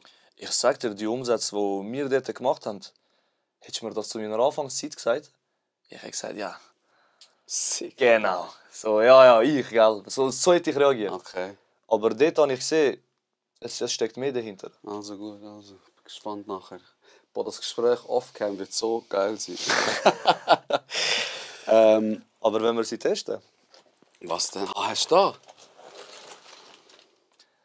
meine Kunden sind am Durchdrehen jetzt. Ich sag, die sind am Durchdrehen. Bro, soll ich dir etwas sagen? Ich habe noch nie so eine richtige Dubai-Schoki probiert. Ich habe die kleinen grünen Riegel, die du hast, das habe ich probiert. Aber das war auch alles gewesen. Ist das ein anderer Level von Dubai-Schoki? Der, also ich sag dir so, belgische Schoki, Aha. gefüllt mit Pistazien aus Antep. Also jeder, wo das gehört hat, Antep ist der Ort der Türkei, der bekannt ist für Pistazien. Nicht nur, man sagt, wenn Türkei ein Haus wäre, wäre Antep die Küche. Das sind ja auch Dings. Die Küche ist krass. Ja, mega. Und du siehst vielleicht, sie ist nicht so perfekt, gell? Also das Muster und so, es ist nicht Ja, so es perfekt. ist nicht so... Weil jede einzelne Tafel wird von Hand gemacht. Es ist kein Industrie-Scheissdreck da. Wie habe ich das verdient, Bruder? Das frage ich mich jedes Mal, wenn ich das wunderschöne Prachtstück anschaue, Bro. Ich sag dir. Geil. Wie viel kostet die jetzt bei dir im Laden? Jetzt haben wir natürlich den Preis runter. Jetzt habe ich es bei 12,50 drin. Okay. Und wenn das Video online ist, wird es wahrscheinlich noch tiefer sein, der Preis. Okay. Weil, klar, du kannst nicht mehr den Preis verlangen wie am Anfang. Ja, eh. Auch als Produzent nicht. Ja. Das da bin ich auch wirklich der gottloseste Mensch, was Verhandeln anbelangt. Das kennt auch mein Händler aus Zürich. Ich grüße dich von da an. Ich weiss, du hasst mich auf den Tod. Aber entweder gewinnt er oder ich. Ja, ja, sicher. Ja, und als Verkäufer, als Geschäftsmann musst du nicht immer auf das Gefühl von den anderen schauen. Das Genau. ist einfach Tatsache, sorry. Ich empfehle dir, iss nicht die ganze Tafel aufs Mal. Okay, Nimm so ein Stückchen, okay, Tadam Nabrakala. okay. So auf das, weißt du. Also. Ich lasse dich den Anfang machen, weil du hast noch nie so etwas gegessen. Wow. Wir haben es am Samstag im Backstage gegessen vom EAZ in Luzern. Und ich sage dir, jeder ist durchgedreht. Boah, warte, wie mache ich das? Schau mal, wie dick die Tafel ist. Ja, also für die, wo es So, fast wie mein Bizeps. der ist 3-mal mein Unterarm.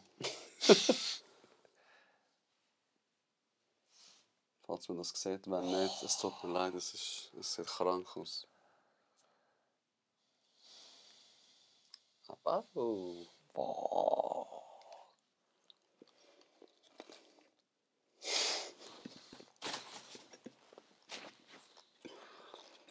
Bro. Wow.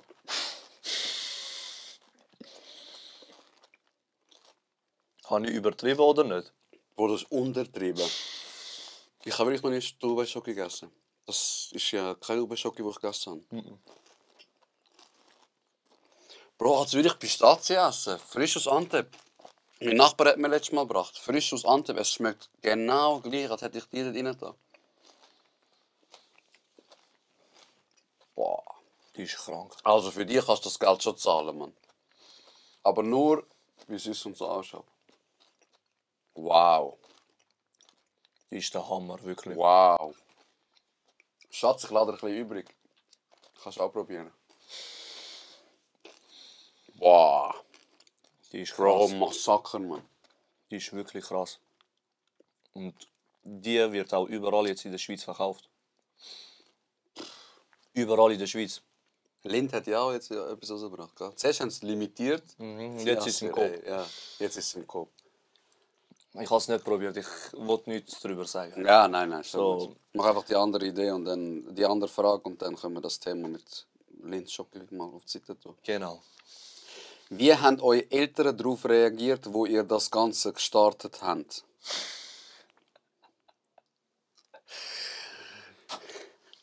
Also ich sage so, am Anfang haben wir es versteckt.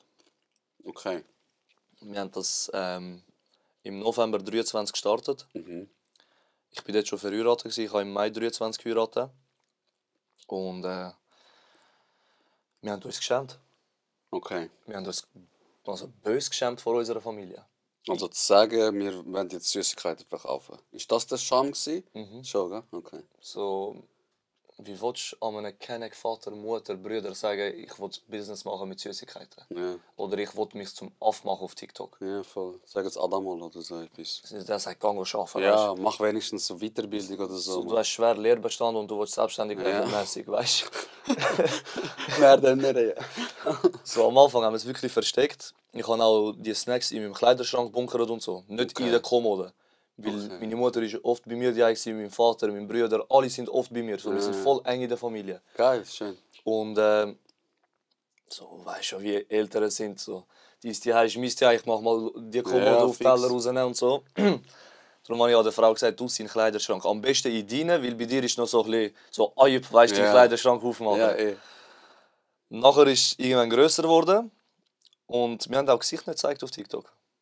Okay. Ich habe mit Stimmverzerrer die ersten Videos gemacht. Stimmt, ich habe gesehen, die ersten Videos sind ja gar nicht drauf. Ist eher so ein Produkt, das präsentiert wird. Genau. Und dann haben wir gesagt, wir müssen Gesicht zeigen. Erste Video Gesicht zeigt, gerade Anruf vom Bruder bekommen. Okay, also ohne etwas zu sagen, Gesicht zeigt, gerade mal. Direkt. Am Hoffen, sie sehen es nicht. Ja. Dann hat es mein Bruder mit überkommen, hat er mir angerufen, er so, meine Jungs haben mir irgendetwas gesagt, von wegen TikTok, was machst du da? Ich so, nichts, da bin ich ein bisschen da, Eierspielenmässig, weißt du, so am wollen rausreden. Er so, nein, ich feier's voll und so. Ich so, was? Er so, nein, man, geil und so, mach weiter, weißt du? Geiles Ziel. Ich so, Wallah, Respekt, dass du es akzeptierst, weißt du? Ich habe gedacht, der hält mich behindert nächstes Mal, wenn er mich sieht. Und er hat gesagt, so, mach's, aber vergiss nicht, von wo du kommst. Ja, So, bei uns sagt man ja so, yüzümüz kara çıkmasın. ja, voll. So, verlier nicht Gesicht für, Ja, für ja. Geld oder für Klicks oder so, oder für Genau. Fame, Oder weißt? befleckt nicht unsere Gesichter, weil du da irgendetwas machst. Genau. Und 3 Monate später war er selber mit uns am Verpacken gewesen. Das ist eben Brüder, siehst du? Verstehst du? Das ist eben So, Brüder. auch heute, er läutet mir immer an und sagt, hey, wenn du Hilfe brauchst, du weißt, ich bin da, weißt? Geil. Und er wohnt nicht weit weg von unserem Lager, weißt du? Er kommt auch. Geil. Er kommt einfach Wunderschön. Leute klopfen, hey Jungs, macht auf. Ich habe Lust auf Snacks. Weißt du, so Geil, auf den. ja. Aber im Endeffekt will er einfach sehen, wie es läuft, wie es Ja, uns voll. geht, weißt du? Und jetzt sind sie einfach brutal stolz. Ja. Also, ich höre es von der Frau viel, ich höre es von meinem Bruder viel, aber wir hören es auch untereinander viel. Okay. So, ich bin auch wirklich ein Mensch, so, der es am Cousin ins Gesicht sagt. Weil er ist, wie du gesagt hast, so, nicht gerne an der Front. Ein bisschen eher introvertiert. Mehr als du, Genau. So, er ist halt aus Natur so ein Mensch, er redet nicht gern so in der So. Öffentlichkeit. Ja, aber ich habe auch so einen Bruder. Einer von 4. Es sind ein paar Leute so. Ist auch schön. Eine so. ist ja so, Ja, weißt du? voll. Aber wir ergänzen uns perfekt. Er macht alles im Background für mich. Er kommt von der Logistik, Ah, ich komme vom Verkauf. Win-win. Einer ist der Laute und der andere ist der, der am anderen mal eher die Ohren lang zieht und sagt, hey, jetzt übertreib nicht. Aber mäßig. geil. Siehst So, du? er bremst mich auch sehr viel. So, sonst ich hätte gewisse Leute kaputt beleidigt im TikTok. Okay. Aber er sagt, hey Bro, mach nicht, japp mal. Ja. Denk ans Geschäft, denk an dein Gesicht, weißt du, Das so ist auf es, ja. Ich glaube, man muss auch ein bisschen separieren, wenn du als Person dort stehst, aber für dein Business, du wirbst ja nicht für dich, aber automatisch kommst du ins Kreuzfeuer, weißt? Genau. Und das separieren, damit dein Business nicht ist nicht immer so einfach, wie man sich das vielleicht vorstellt, wenn man das nicht macht, oder? Ich sage sowieso, die meisten Leute bestellen, weil sie uns feiern. Mhm. Weil du findest die Produkte überall heutzutage. Klar, im Gegensatz zu anderen TikTok-Candy-Shops, sage ich, haben wir ein viel breiteres Sortiment. Ich kann mich da nicht messen mit Lollipop. Lollipop macht das, seit ich auf der Welt bin. Bro, ich bin in die Schweiz gekommen, ganz neu, mit 12. Das erste, was ich gesehen habe, ist ein Lollipop-Laden am Flughafen. Also Eben. weißt du, so, die sind eh und je, das kannst du ja... Eben. Also, es gibt sicher Preise, also die Produkte von Preisen, die bei ihnen günstiger ist. Dann wiederum Produkte, die bei uns günstiger sind. Weißt, du findest es überall irgendwie ein bisschen günstiger, wenn du recherchierst. Ja. Aber ich glaube, der ausschlaggebende Punkt ist einfach so die Unterhaltung, das Entertainment, was wir an den Leuten anbieten, weißt? So, dass wir auch wirklich ein kollegiales Verhältnis zu meinen Kunden haben. Ja. So, ich kann wirklich sagen, ich habe knapp 100 Leute, die regelmäßig bei uns bestellen, jede Woche sogar, Okay. wenn nicht jeden Tag, wo wir live sind. Ja. Und ich kann dir über jeden einzelnen von denen sagen, was sein Lieblingsprodukt ist, was er nicht gern hat, Okay. was er demnächst wird bestellen, was ich für ihn besorgt habe oder für sie. Okay. Das ist so der Service, wo du Genau. nicht wo du unterschwellig einfach automatisch schon machst, oder? Wo die Leute Genau. auch zu dir bindet. Genau. Also ich habe mal ein paar Candy Shops gesehen. Ich finde, du hast schon massiv gute Preise. Also wenn jetzt, ich habe einfach mal geschaut, so, weißt? Ich muss mich auch ein bisschen informieren. Es gibt Candy Shops, die zahlst für eine Chipspackung, die ich am Migros finde, irgendwie 9 Stutz oder so. Man. Ja, gibt's schon. Wo ich mir dann denke, so, Brüder, ich finde das für 3 Stutz. Gibt's schon. Ich probiere halt immer so, was halt gefragt ist, Ja. auf Masse holen, Ja, voll. um halt günstigere Einkaufspreise zu Klar, bekommen, no. um auch an den Leuten können zu den günstigsten Preisen verkaufen. Geil. Klar, die 5-Rappen-Aktionen nicht gemacht, um Geld zu verdienen. Ja, sowieso nicht. Nein, Also aber jeder das, weiß, warum ich das gemacht ich habe. habe die 50 Franken da auch nicht gemacht, weil ich 50 Franken zu viel im Portemonnaie hatte. Oder sonst Gewinnspiel oder sonst etwas. Das ist ja auch eine Strategie dahinter, Sowieso, oder? Also kann man ja sowieso. offen darüber reden. Sowieso. Okay. Aber es Gell? ist ja, Ey, trinken, glaube ich. Trinken, ja, ich habe Durst bekommen. Ich habe leider nicht den Red Bull dabei, weil der kommt erst morgen Morgen in die Aber Schweiz, Bro, also zu mir. Ja, aber das hat meine Nachbarin probieren. Der Mann, den habe ich die ganze Zeit gesehen bei euch. Und? Gott, lass nicht zu, dass ich rede über das Produkt. Ich sag dir. Woher kommt's? Japan. Wo ist Kirk? Woher kommt Japan? Oh, ich bin ein riesen Japan-Fan. Fanta White Peach aus Japan aus Aluminiumflaschen. Bro, es ist schon anders, Dose als Plastik. Kann man keine, es schmeckt auch besser, Brüder. Kann man keinem etwas erzählen. Hast du schon mal aus Aluminiumflaschen getrunken? Nein.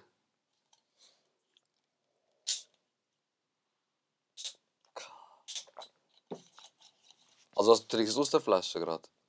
Ja, wenn wir sonst gerade rummachen, oder? Ja, ich kann auch im Mund leeren und du kannst von im Mund rausnehmen und andersrum. Endlich bin ich. Endlich das angesprochen. Ich habe gehofft, er hat keine Tasse drin. Nein, ich denke wegen dem Dings, weißt, dass wir beide können probieren. Darum habe ich gesagt. Probieren wir gleichzeitig. Ich habe es schon lange. Ja, jetzt. Ich trinke gerade so. Wow. Ich wollte so einfach so. Kennst du das, wenn du Pfirsich aufschneidest? So, aber nicht die teuren Pfirsich von Migros. Ja, ja. So für 84 Genau, pro Kilo. die schön verpackten. Ey Leute, ihr kennt mich, ich bin keiner, der das schon macht, dies, das oder keine Ahnung. Jetzt, ich habe da bezahlte Partnerschaft. Kollegen, wir sind beide kennen, so bezahlte Partnerschaft. Krank, wirklich, der Geruch Auf dich. auf uns.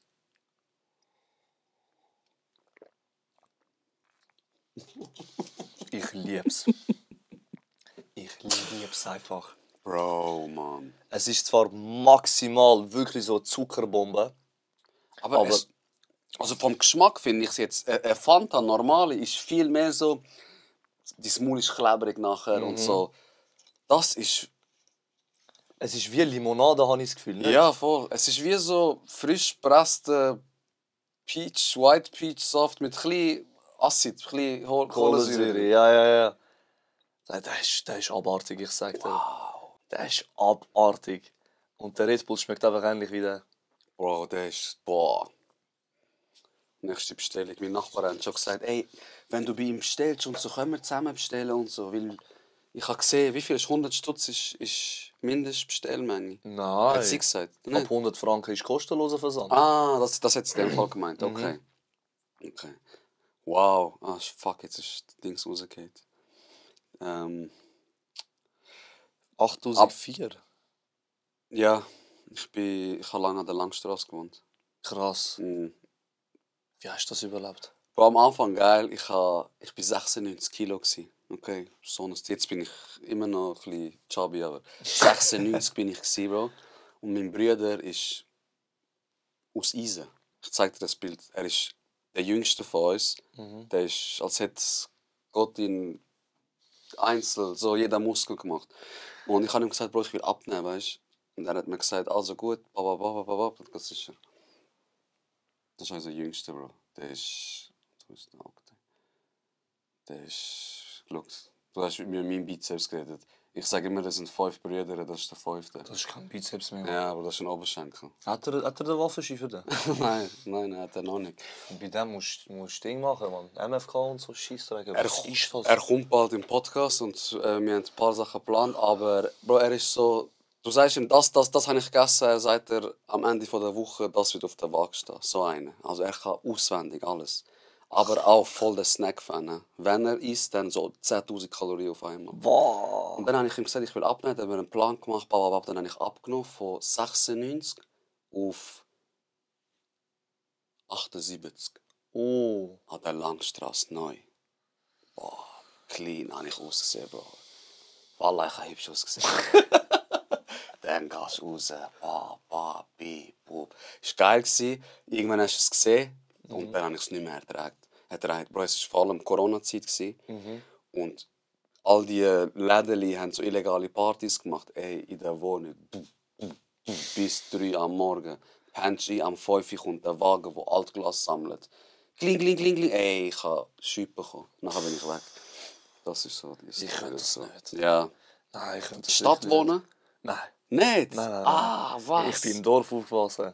Ah, Ich bin was? von dieser Sorte. Ich könnte niemals. Ich bin so wirklich von dieser Sorte so. Kennst du das Video, wenn du so 1000 Schöpfe siehst und siehst auch so einen Schwarzen? Das bist du. Genau der Schwarzkopf in der Klasse bin ich. So der einzige Kenneck. Krass. Einen Türk hatte ich noch, mit dem habe ich heute noch Kontakt. Und mit Okay. dem bin ich auch aufgewachsen. Aber sonst der Rest. So die Albaner und so sind dort gar noch nicht vor Ort gewesen. Aha. Weil wirklich, ich wohne jetzt in Wetzig, aber ich bin im Dorf neben Wetzig, in Wolfhausen bin ich aufgewachsen. Okay. Du hast das wahrscheinlich noch nie gehört, Noch nie Wolfhausen. gehört. Wahrscheinlich 99% von der Aussen weiss Ja, nicht mal, wo schon. Wolfhausen ist. Okay. Und das ist so wirklich so ein... Ich sag's offen und ehrlich, so ein Bünzli-Dorf. Mhm. So wirklich so ein Bünzli-Dorf. Dort sind nur unsere Familien, 2, 3 albanische Familien und dann hört es auch irgendwann auf. Ein paar Italiener dort, ein paar Portugiesen, aber der Rest 80% Schweizer. Okay. Unter diesen Umständen bin ich aufgewachsen. Und das ist gern. Ich hatte es gerne, Ja. bis ich Wetzikon gesehen habe. Okay. Wetzikon ist so perfekt. Ich bin in 15 Minuten in der Stadt. Ja. Ich bin im Glatt in 10 Minuten, 15 Minuten. Ich bin in Rappi in 15 Minuten. Aha. Und im Wetzikon habe ich alles, was ich brauche. Ich habe den grossen Migros, ich habe meinen Coiffeur dort. Gruß an Hautbarber 32, du Dreckige. Der hasst mich, ich sag dir. Alle hassen dich. Bro, jeder hasst mich. Ich schwöre. Ich präsentiere mich nur so anständig, weil du so den Abi-Status bei mir hast, aber... Okay, ich bin gespannt nachher. Gruß noch an Eiwashot. Wie teilt ihr das Geld und ist es euer Hauptberuf? Wie teilen wir das Geld? Also ich glaube, die Frage ist eher, wie sind Prozent aufgeteilt, aber ich frage, ja, Ja, ich bekomme 90 und er 10. normal. Also ich bin als Gesicht von dem Ganzen. Okay. Nein. Nein, also wir langen eigentlich vom Geld sehr wenig an. Das, Vor allem seit der GmbH haben wir ja auch einen Festvertrag bei uns in der Firma. Okay. Wir sind angestellt bei uns in der Firma als ich als Vorgesetzter von der Geschäftsführung und er als Geschäftsführer. Okay. Das haben wir halt müssen machen wegen Handelsregister. Ja, und so. ja, ich kenn's. Ja, Notariat dort, Einen. Und anrappen dort. wir haben halt beide den gleichen Lohn. Aha. So wirklich auf der Rappe genau, haben wir brutto den gleichen Lohn. Er zahlt ein bisschen mehr AV, so 3-4 Franken, Ja. weil er halt auch ein bisschen älter ist als ich. Aber der Rest bleibt in der Firma. Okay. Also klar, wenn wir mal eine Geschäftsreise haben, ja, Ja, geht es von diesem Konto weg. Für das ist ja auch gedacht, für das Aber- Landesgeld ja drin. Es ist nicht so, dass wir sagen, hey, look, wir nehmen diesen Monat 10 Mil raus und gehen fett Party machen und so. Das Geld stecke ich lieber wieder in Dubai Schoki, dort, da, Bro, da. schau, jeder, der eine GmbH hat und die erfolgreich geführt hat, und auch ich habe eine gehabt, weiss, das Geld lässt du drinnen und zahlst damit Sachen für die Firma.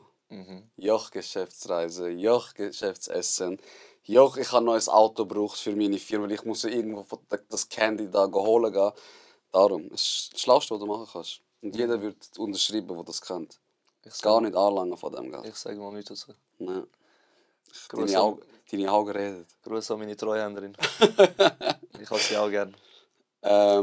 Und der Hauptberuf von deinem Cousin ist immer noch Logistiker? Genau, Ah, genau. okay. Er ist auch 60% bei seinem alten Arbeitgeber und 40% bei uns. Okay. Genau. Wie groß ist der aktuelle Warenbestand vom Lager? In Franken oder in Menge? Kannst du entscheiden. Ja, da kommt es jetzt, wenn wir Franken sagen, darauf an, Einkauf oder Verkaufspreis. Das sind zwei verschiedene Paar Schuhe. Sag den Verkaufspreis. Warenbestand. Aber sag nicht, wo das Lager Ich könnte schon reingehen, ich habe 9 Kameras montiert dort. Ich warte nur darauf, bis einer einbricht. AXA freut sich. Nein, also ich schätze den Warenbestand bei uns im Lager mit den Kleidern natürlich. Kleider, alles was dort drin ist, mit Elektronik und alles drum und dran, sind wir sicher über eine Viertelmillion. Okay, Also sicher über eine Viertelmillion. Und 200'000 ist sicher Candies. okay. So, weil im Hintergrund machen wir ja auch noch Grosshandel. Ja. Wir beliefern ja auch viele Candy Shops sogar selber. Ah, Also die ihr da auf eurer For You seht, ich bin der Daddy von ihnen. der Hashtag Vater von den Candy Shops ist nicht ohne Grund bei mir unter meinem Video, weißt du? Nein, Spaß. So, ich expose niemanden. Nein, So, eh das nicht. sage ich nicht, das ist auch wirklich so, um die Leute auch zu schützen. Ja, und das ist ja, du stehst ja mit deinem Namen, also du bist ja Genau. Grossist, was sollst du die entlarven, sind ja Kunden von dir. Sowieso. Voll, Und ist ja schön. ich unterstütze auch jeden von denen, weißt du? Und darum haben wir schon einen massiv hohen Warenbestand. Aber auch einen Warenumschlag haben wir einen massiv Ja. einen extremen, weißt du? Weil Ware kommt rein, läutet mir einer an, hey, ich brauche 5 Paletten von dem. Kannst du mir erklären?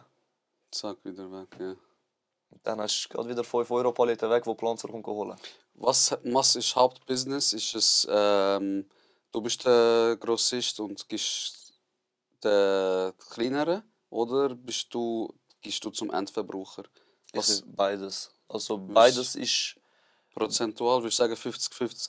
Nein, nein. Beides ist eigentlich, also mit dem Grosshandel ist erst so langsam am kommen. Weil wir auch in türkische Läden, in Kioskläden, die Snackautomaten aufstellen und so, Okay. jetzt als Kunden haben im Grosshandel. Aber jetzt würde ich sagen, ist 75, 25. Und was ist 75? Ja, 75 ist der B2C, also Ja. zum Endverbraucher. Ja, voll. Dort ist schon massiv. Also.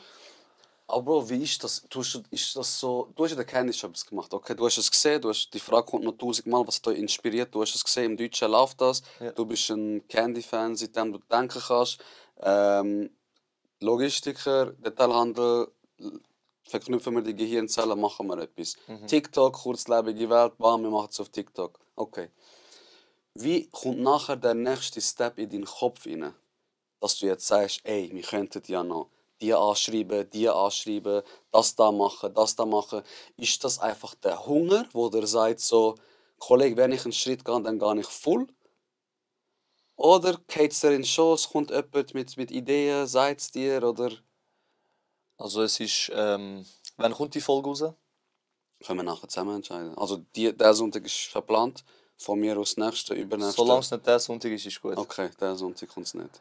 So, wenn ihr das Video seht, habt ihr sicher mit überkommen, dass wir vom Team Süß und Sauer, also ich und der Javo, eure Bestellungen am Wochenende ausliefern. Ah, Also Bestellungen kommen rein okay. und jeder weiß es. Du bestellst etwas am Freitag, es schießt dich gottlos an bis am Dienstag, Mittwoch warten. Und Okay, wir wollen und- so ein Statement setzen und sagen, hey, wir haben es schon mal gemacht. Wir Ja. haben allen gezeigt, wie es geht. Aha, Macht das auch noch, Hadi. okay. Mäßig. Okay. Aber Wenn das- er alles kopiert, hat die Bruder kopieren. Genau, genau. Okay. Und was bei uns halt so, also was meine Strategie so ist, am Anfang klar, ich habe einfach Geld in Werbung reinputtern, ohne überlegen. So wirklich einfach so, nicht falsch verstehen bitte, aber so 60, 70-jährige Leute sind auf meiner Seite gewesen. Ja. Die bestellen nicht. Ja, Weißt, sicher, ja. Meine Zielgruppe ist von 13 bis 32, 34. Okay, So max 34. ja. Und das sind so die jungen Mütter, weißt, mein Sohn hat ich gesehen, so ja, die. ja, zu meinem Gefallen machen. habe ich Genau, bestellt, ja. genau. Und ich mache es einfach so, ich bombardiere die Leute einfach voll. Ich sage dir offen und ehrlich. Mhm. Ich bombardiere die Leute voll, aber sie sehen auch Werbung, wo sie nicht checken, dass ich dahinter stecke. Okay. Weil, eben wie gesagt, ich weiß, was du musst machen, um einen Verkauf zu erzielen. Mhm. Ich komme vom Verkauf. Ich mache den Detailhandelsspezialist, ich habe dort Marketing gehabt. Klar, dort lernst du nicht das A bis Z alles Ja, vom Marketing. Aber ich habe es auch selber mir beigebracht durch das ganze Business, weißt du? Okay. Und viele wissen gar nicht, dass sie die Dubai-Schoki, die sie bestellt haben vor 3-4 Monaten, dass sie es bei mir bestellt haben. Okay. Verstehst du? Ja. Weil dann sehen sie mal eine blonde Frau dort, wo die Dubai-Schoki ist so fein.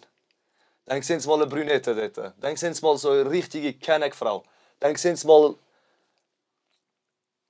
keine Ahnung, ein Latino, ein Inder, ein... Afrikaner, jeder, Genau. alle einfach. Und die checken einfach nicht, weil wir leben in so einer schnelllebigen Welt. Du vergisst es so schnell. Ja. Du schaust nicht auf den Namen, du schaust nur in die Augen Ja, von genau. dem, wo im Video Ja, ist. und wenn eine hübsche Frau etwas vermarktet, dann kaufst du es schon allein, weil du denkst, oh mein, weißt du, das Bro, Sex sells, das ist einfach Tatsache. Wir können das sagen, da gleichberechtigt, das, es ist einfach so. Wenn du eine hübsche Frau irgendwo anstellst, das Produkt in die Hand drückst, kann sie das besser am Mann bringen, als jetzt ich. Es ist einfach Tatsache, aber das ist smart, he? Dass du denkst, die nicht bei diesen Kennex bestellen bei den blonden Schweizerin, keine Ahnung wer. Aber die Kennex und die Shippies, die Jugos, die wo wie ich sind, die bestellen, wenn sie mich sehen, wenn ich in meinem Video schreie. Wenn ich den Javo zu Tod beleidige, wenn ich ihn zum Hund mache vor 100'000 Leuten. Dann sagen sie, ey, geiles Sieg, man, er ist einer von mir, komm, ich gönn mir etwas. Ich Genau. habe gerne die Snacks, ich unterstütze die Jungs. Das hast du gut verstanden, dass der Konsument eigentlich sich identifizieren können mit dem. Das ist Genau. die normale Verkaufspsychologie, also das Einmaleins von Verkaufspsychologie. Genau. Du musst irgendetwas haben, wo ich sagen kann, ey, das haben wir genau gleich. Genau, Also genau. kaufe ich dort ein. Und das ist halt eben das, was in der Schweiz fehlt. Ja. Du merkst, wenn es Werbung ist. Bei mir hast du es nie gemerkt. Ja, voll. Ich habe Werbung gemacht, keiner hat es gecheckt, dass ich am Werbung machen bin für etwas. Ja. Das Crazy. Ich schiene da mal, verstehst du? Ja, ja, Es voll. muss, Das ist es muss in dir gemacht, drin sein, mäßig. voll. Entweder du hast es oder du hast es nicht. Genau. Vor welchem Tiger haben Frauen am meisten Angst? Nein, Spaß. Das ist Spaß, Mann, chillt. Hallo oder Fenner? Bro, ehrlich gesagt nichts. Ich bin kein türkischer Fußballer. Aber wenn jemand mich fragt, so, Fenner. Aber Meine Damen und Herren, danke vielmals. für den Podcast jetzt redet wir. Bruder Alimi, oder? Wünschst du mir dann das Geld von der Schule? Ich erzähle dir nachher, wieso. Tamam. Aber das ist ein bisschen deep, das will ich nicht erzählen. Du bist in dem Fall Gala, nehme ich mal. Alhamdulillah. Ich grüße jeden Fenner-Fan. Okay. Falls das 12. Jahr, wo ich noch nicht Meister werde. Egal. Haben wir gehabt. Wie sind wir auf die Idee gekommen? Haben wir gehabt. Wie lange ist es gegangen, bis du deinen ersten Kunden gehabt hast? Das ist jetzt ein bisschen schwierig, Brüder, weil es supportet dich ja auch Kollegen. Nein, das hat niemand gewusst. Ah, okay, bei dir ist es anders. Stimmt, du hast das Gesicht gar nicht gezeigt, du hast Ja. gar nicht erzählt. Ja. Okay, wie lange ist es gegangen von dem Tag, wo du... Ich kann gerade schnell schauen, ob Ja, ich ey. überhaupt an diesem Tag einen Verkauf gemacht habe, wo wir online gegangen sind. Und ich erzähle euch ein bisschen etwas über das Fanta. Nein, es gibt gar nichts zum Erzählen, wirklich probiert das. Ich bin süchtig geworden nach dem ersten Schluck. Es ist genauso fein, wie das aussieht. Ich habe Ja. immer es gesehen, habe ich gedacht, so, ja, schön verpackt, scheiß Geschenk. Kennst du die Sachen? So, geil gemacht, aber dann machst du auf. Bock geben. Aber der ist krank. Wirklich. Das sind meine kleinen Brüder, die ich dir gezeigt habe, der grösste Fanta-Fan, den ich kenne. Ihm muss ich das sagen. Also am ersten Tag haben wir einen Verkauf gehabt, aber ich muss schauen, ob das einer von uns war. Okay. Ja. Am 5. Tag, nachdem wir online gegangen sind. Ist... Nein. Doch, am 5. Tag. Okay. Wir sind am 3. November online gegangen und am 7. November ist die erste Bestellung gekommen. Und die Tag bis dann hast du gedacht, kommt etwas, Mann. Habe ich es richtig gemacht? Hätte ich es anders machen sollen? Sind so Fragen gekommen oder bist du voll überzeugt von dem, was du machst? Die Frage habe ich heute noch im Fall. Okay, Also ich bin sehr das ist aber schön. Ich glaube, das ist eigentlich ein gutes Zeichen. so ein zielstrebiger Mensch. Mhm. So, ich analysiere sehr viel unsere Zahlen. Das machen viele Leute, die ein Online-Business haben, nicht. Weißt, so die sehen, Tamam, der macht Geld. Bam, Online-Shop, Ads draufschalten, wie behindert, Dropshipping, egal was. Auch wenn es nicht Dropshipping ist wie bei uns. Weißt, Ja, ja. wir machen ja gar kein, also haben ja nichts mit Dropshipping zu tun. Du musst dich mit den Zahlen auseinandersetzen und dir ein Ziel setzen für das nächste Jahr, nächsten Monat, nächste Woche, vielleicht sogar nächsten Tag. Weil wir leben in so einer schnelllebigen Welt. Ja, es kann morgen vorbei sein, wie du gesagt Genau. hast, Und wenn mal ein Tag zum Beispiel, ich sage dir ehrlich, wir haben durchschnittlich so, zu unserer Primetime haben wir knapp 3000 Bestellungen gehabt in einem Monat. Und ich weiß, zu was das Business fähig ist, zu was die Branche fähig ist. Verstehst du? Ja. Und wenn ich mal einen Monat habe, wo ich sehe, der fängt scheiße an, die ersten Tage, so lala. Ja. Ich kann knapp Miete und Ware aufdecken. Ich rufe gerade am Java. Ich sage ihm, schließ das scheiß Lager, gib Schlüssel ab an der Verwaltung, ich melde morgen GmbH ab. Okay. Ich bekomme meinen Knacks. Okay. Weil ich habe auch die Erwartung an mir selber und auch an ihm. Okay. Weißt, ich habe die Erwartung an uns als Duo, Ja. dass wir leisten. Klappt es nicht, du gehst live. Du gehst in das Lager am 10 Uhr morgen. Okay. Und du okay. überlegst, du hockst dort neben all diesen Candies Genau. neben dir und fragst dich, wie du das wegbringst. Aber wenn du bis Mitternacht dort hockst, Ja. du gehst dort hin. Und das ist, glaube ich, so, als so ein bisschen unser Erfolgsgeheimnis. Wir sind dankbar. Wir sind für alles, also das weiß auch jeder. Ich schätze jeden und jede, die bei uns jemals bestellt Ja, hat. sicher, Bro. Glaube ich dir sofort. Aber ich habe nicht genug. Ja. Ich habe nicht genug und ich habe Ziel. Ja. Ich habe Ziel mit der Firma, ich habe Ziel mit meinem Cousin, ich habe Ziel mit dem Candy Shop. Aber auch als der EMBA, als der Ehemann daheim, Ja. habe ich ganz grosse Ziele. Schön. Und Geht mir auch so. ich habe keine andere Wahl. Boah, ich freue mich nachher. Ich schwöre, ich habe so viele Sachen mit dir zu besprechen. Ich hoffe, du hast Zeit mitgebracht. Sicher. Ich sage nur, Ich schwör's dir, können wir eigentlich gerade da... Gehen wir ins Lager nachher? ich schwöre. Hast du mal darüber nachgedacht, dich zu vergrößern? Ich glaube, das haben wir auch besprochen, oder? Wie lange gibt es den Shop schon? Haben wir auch, November. Können Sie davon leben, weil Konkurrenten ja doch nicht so klein sind wie beispielsweise Lollipop? Hast du eigentlich auch beantwortet? Du willst noch etwas dazu sagen? Konkurrenz ist gross, aber wir sind auch nicht mehr No-Name in dieser Szene, denke Voilà. ich. Weil wir sind regelmäßig mit Lollipop zum Beispiel in Kontakt. Okay. Also ich kenne zum Beispiel die Social Media, ich glaube einfach Creatorin ist von Lollipop oder Okay. führt sogar. Also Insta-Seite führt sie, glaube ich. Aha. Mit der sind wir eigentlich recht oft in Kontakt. Und ich gehe auch in die Lives bei denen, die reinschießen und so. Und die sind voll cool damit, weißt du. Okay. So, ich sage ja offen und ehrlich auch, ich beziehe auch Waren von Lollipop. Okay. So, ist nicht gelogen. Ja, ist ja Aber, nichts Verwerfliches dabei. Lieber miteinander statt gegeneinander. Ja, das Auch ist- andere grosse Namen. Schön hast du geredet. Auch andere grosse Namen. So zum Beispiel, das spreche ich auch gerne offen und ehrlich an. Die Frau, die du sicher schon mal gesehen hast, My Faith, die Portugiesin. So, die ist auch in dem Candy-Business drin. Okay. Und es hat am Anfang so richtig so Fitna gegeben zwischen uns. Okay. Die süß und sauer, die süß und sauer. Wer ist jetzt der Ding? Genau. Und sie hat halt schon eine Reichweite glaub, von ihrer Vorgeschichte auf TikTok. Sie hat glaub, so Matches und so gemacht. Ich habe sie nicht mal gross verfolgt, weißt du. Klar, man kann jetzt sagen, sie hat Erfolg durch das. Aber dann mach es selber auch. Ja, Wenn sie es durch das hat, mach es doch genau wie sie. Danke, ja, das ist eben das. Mach doch. Halt Und dich jemand auf. Dann habe ich gedacht, komm, ich lege den Stolz auf die Seite, ich sprich sie mal an.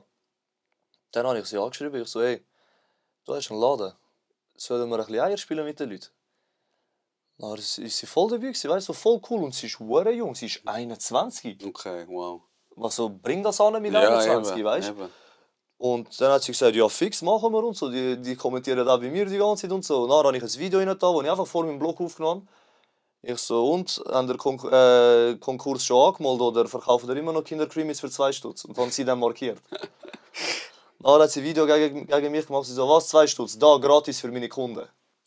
Okay, okay. Und dann, so, meine Leute schiessen bei ihr, ihre Leute schiessen bei mir, weißt du? Bro, Kontroverse ist eben das. Das ist es. Das Und ist dann bin ich einfach zu ihr in den Laden und habe einfach Back gemacht.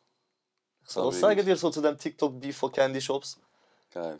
Und seit dem Tag, ich sage dir ehrlich, die Leute schreiben nichts mehr über sie. Ja. Sie hat ihre Kunden, Ja, aber ich habe auch meine Kunden. ja, eh. Wir haben auch gemeinsame Kunden.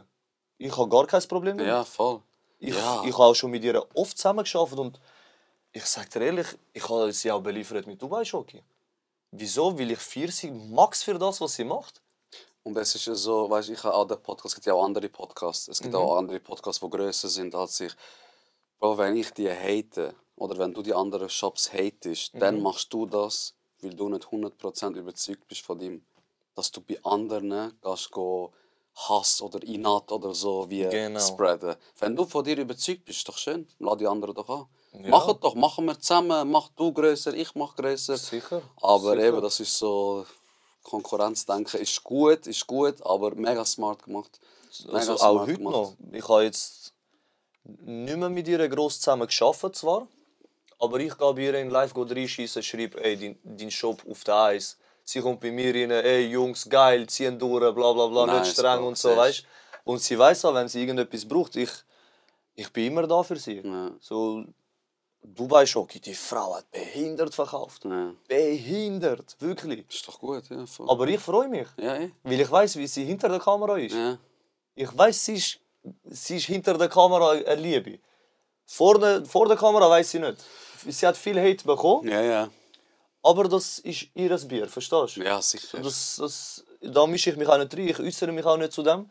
Ich sage einfach, ich feiere jeden, der etwas macht in unserer Branche. Ja, Ausser die hinter meinem Rücken Scheiß erzählen. Ja, eh, ja, sowieso. So die, Nein, man muss jetzt auch nicht da so tun, nein, alles Friede, Freude, Eierkuchen. Kollege, wenn du mir das beipissen willst, ich sag dir dein Bein ab, ist kein Problem. dann kacke ich dir vor die Tür. Dort bin ganz ich einfach. auch gleich, weißt du, wenn irgendjemand versucht, ja, ist jetzt egal, aber es ist gerne möglich.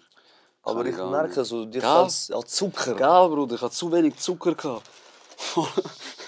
Aber wir haben zu viel Schoki gehabt jetzt. Jetzt Ja. kommt ein bisschen Gummi. Oh, No homo. oh. Ich habe gern ohne Gummi.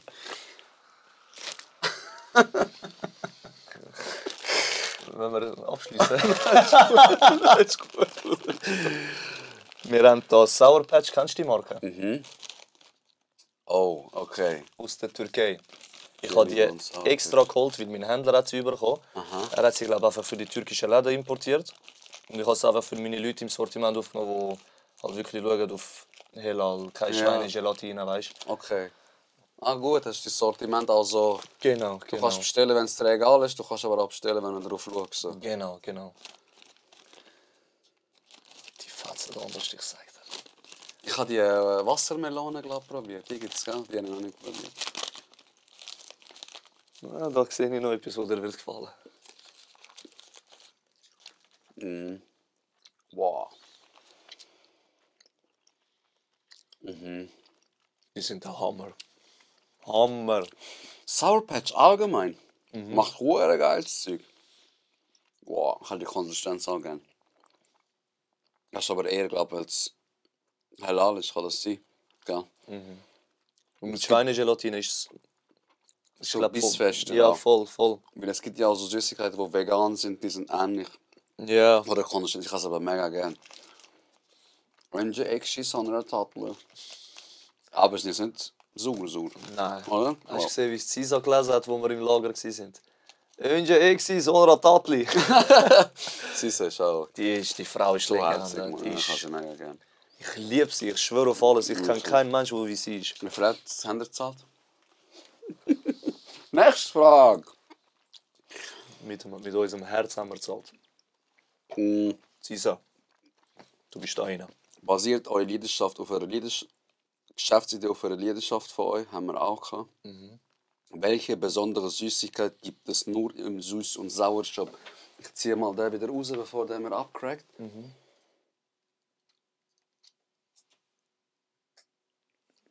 Tam Kanake Podcast, ich sag dir Richtig, offen, Bro, ja, ich sag dir. Genau so fühle ich mich wohl. Ja, ich schwöre, so, weißt du, dieses Joch, meine Kamera muss noch. Joch, ein Kameramann haben wir noch im Joch. Was für Kameramann, Bro. Alles selber, alles, was du siehst da. Schau, Bro, richtig Ghetto. Ich habe einfach Stahlwolle genommen, habe in Bettwäsche rein da und dann habe ich Küssebezug rein da zum Schalldämpfen. Also das ist der Schalldämpfer, der passiert. Das ist einfach angeklebt. Das ist eine Tapete, ein Guichet. Das ist gemalt mit einem Kollegen. Alles ist so ein bisschen, aber das ist immer auch wichtig, authentisch. Weißt nicht dieses Oturdum, jetzt ich hocke da an, ich muss mega schauen, dass ich nicht so viele türkische Wörter benutze. Es ist normal, dass es so rausfließt, aber einfach ein bisschen so, ja, Ghetto. Aber gemacht. das liebe ich. Ja. Das liebe ich, ich schwöre. Wenn es nicht gespielt ist, wenn es Ja, einfach voll. real ist. Das liebe ich so. Der Schaumstoff dort oben, der so runterläuft, Ja, genau. weißt du? Und das liebe ich, Ja. so das Abcrackte, Ja, weißt du? So voll. auf die Schnelle, Hauptsache es funktioniert. Ja, ey, Hauptsache es geht. Man fühlt sich wohl. Jeder, der da reinkommt, hat gesagt, ich habe mich mega wohl gefühlt. Und Krank. ich glaube, dieses Erfolgsrezept ist das gleiche wie meins und das ist Authentizität. So, ich Auf muss jeden nicht Fall. von Schauspieler irgendetwas. Wenn ich etwas Nein. nicht mag, sage ich es. Wenn ich sage, ADHS ist für mich nicht eine richtige Krankheit, I said what I said, sage ich das. Fragt doch einfach nach, wieso ich das sage. So, gibt es mal eine Kooperation? Mit ihm, mit mir, mit allgemein? Ich weiß es nicht, was er Wir meint. haben immer wieder Kooperationen. Schon? Immer wieder. Also wir haben jetzt... unsere erste Kooperation ist crazy, ist mit Rapid Alawi gewesen. Wer? Rapid Alawi, die Schweizer Rapper von Adliswil. Musst du mal abchecken. Okay. Das sind wirklich stabile Leute und machen auch gute Musik. Aha. Und am Anfang haben wir alle wirklich, die ein bisschen Reichweite haben, so auf Ayub-mässig angeschrieben. So, hey, wir sind ein Start-up-Unternehmen, wenn ihr gratis Päckchen und so mäßig, weißt du? Okay. Und sie sind gerade von Anfang an dabei gewesen. So, auch der Manager von ihnen, voll der geile Sicht, weißt du, ist auch mit meinem Cousin in Kontakt und so. Mit denen haben wir Kooperationen gehabt. Mit Sisa natürlich. Mhm. Sisa werden wir jetzt auch auf ihrer Show unterstützen. Ah, geil. Mit dem Martin zusammen. EAZ. Mhm. Das mit dem EAZ ist bombastisch angekommen bei den Leuten. Schon, glaube ich, ja. Jetzt am Samstag, wenn das online ist, kennen es die Leute sicher schon. Musst mal die Folge mit ihm anschauen, Candy der Woche. Wir haben so eine neue Serie gestartet, Okay. wo wir so wirklich Leute, die halt ein bisschen Reichweite haben, einladen zu uns. Okay. Und dann testen wir Produkte mit ihnen und das, was du mit der CISA gesehen hast, Okay. haben wir jetzt mit dem EAZ gemacht. Und das hat uns auch richtig gepusht und motiviert. Mhm. So, ich höre den EAZ, seit ich 9 bin. Ja, er macht auch Verstehst du? brutale Musik. Also. Ich habe ihm Sachen vorgerappt von ihm, wo er schon vergessen hat, dass er das gibt. Weißt? Okay. Klar, ich gehe ihm schon ein bisschen, also ich bringe ihn schon an seine Grenzen. Weil er kennt schon mein wahres Gesicht nach 1-2 Mal gesehen. Aha. Aber ich glaube, ich habe schon irgendeine Sympathie wie ihm hinterlassen, weißt du? Okay, ja, er hat mir geschrieben. Ich habe einen Post gemacht. Er hat mir geschrieben nachher gerade. Er so, Bro, die Jungs sind so geil, glaub mir. Du lachst dir einen Schaden und so. Aber ich grüße dich von da, Bro. Danke vielmals für alles und wir haben ihn dafür auf der Tour begleitet. Wie ist es dazu gekommen? Kurz zusammengefasst. Es war so, wir sind, ich war daheim gsi. Und er hat das Lied gedroppt, Dangerous. Kennst du das? Mit dem Zen. Wir Jungs alle Dangerous, Ja, High sicher. Ones. Ja. Und er hat das gedroppt und ich habe erst am Samstagmorgen das gesehen, weil mein Coiffeur, der Hautbarber von Wetzikon, hat sein Ding laufen lassen im Laden. Ich so, hey, was ist das für ein Lied, man, war krass und so. Er so, Bro, die haben es gestern gedroppt. Ich bin heim, original, Handy da, Video am schauen, wie ein Fanboy. Geil. Und ich sehe einfach meinen Blog dort im Video. Ich so, okay, komm, ich muss den jetzt schon posten, weißt du. Habe ich nachher bei Süß und Sauer eine Story gemacht, wo ich einfach so ein Foto mache von mir bei den Hochhäusern in Robenhausen. Aha. So, die Leute von Wetzikon wissen sicher Buchgrindel, die 3 Blöcke. Und ich habe per Zufall einfach den Block fotografiert, wo er aufgewachsen ist. Und er hat das gesehen. Ah. Ich poste eine Story, ich gehe duschen, ich lege das Handy einfach beim Sofa an. Ich komme zurück, 4 verpasste Jahre vom Javo. Und er ist eigentlich ein Mensch, wenn ich einmal nicht abnehme, Er läuft immer. genau, er wartet, bis ich zurück anrufe. Weil er weiss, entweder bin ich eingepennt oder ich habe wirklich etwas zu tun. Voll. Ich schaue 4 verpasste Jahre. Ich habe nicht mal geschaut, was für Benachrichtigungen unten sind. Leute ich ihm zurück an, ich so, ja, Noldo, was ist? Bruder, der Arber hat geschrieben auf Insta, was machst du, wo bist du und so. Ich so, hänge mal, welcher Arber, weißt du? Er so, DAZ, du Behinderte, wo bist du? Du musst ihm antworten, ich weiß nicht, wie mit ihm schreiben und so. Voll überfordert. Ich so, was schnurst du? Ich tue das Ding an, weißt du, so Mitteilungen lesen. Ich sehe einfach DAZ. Ich bin original einfach so geschmolzen. Schon, Ich so, ab jetzt sagt, was ihr wollt über mich, ich habe das, was ich will, fertig. Geil. Habe ihm geantwortet, ich so, geiles Sieg, Bro, danke vielmals und so. Er so, Jungs, was meint ihr? Ich komme mal bei euch vorbei.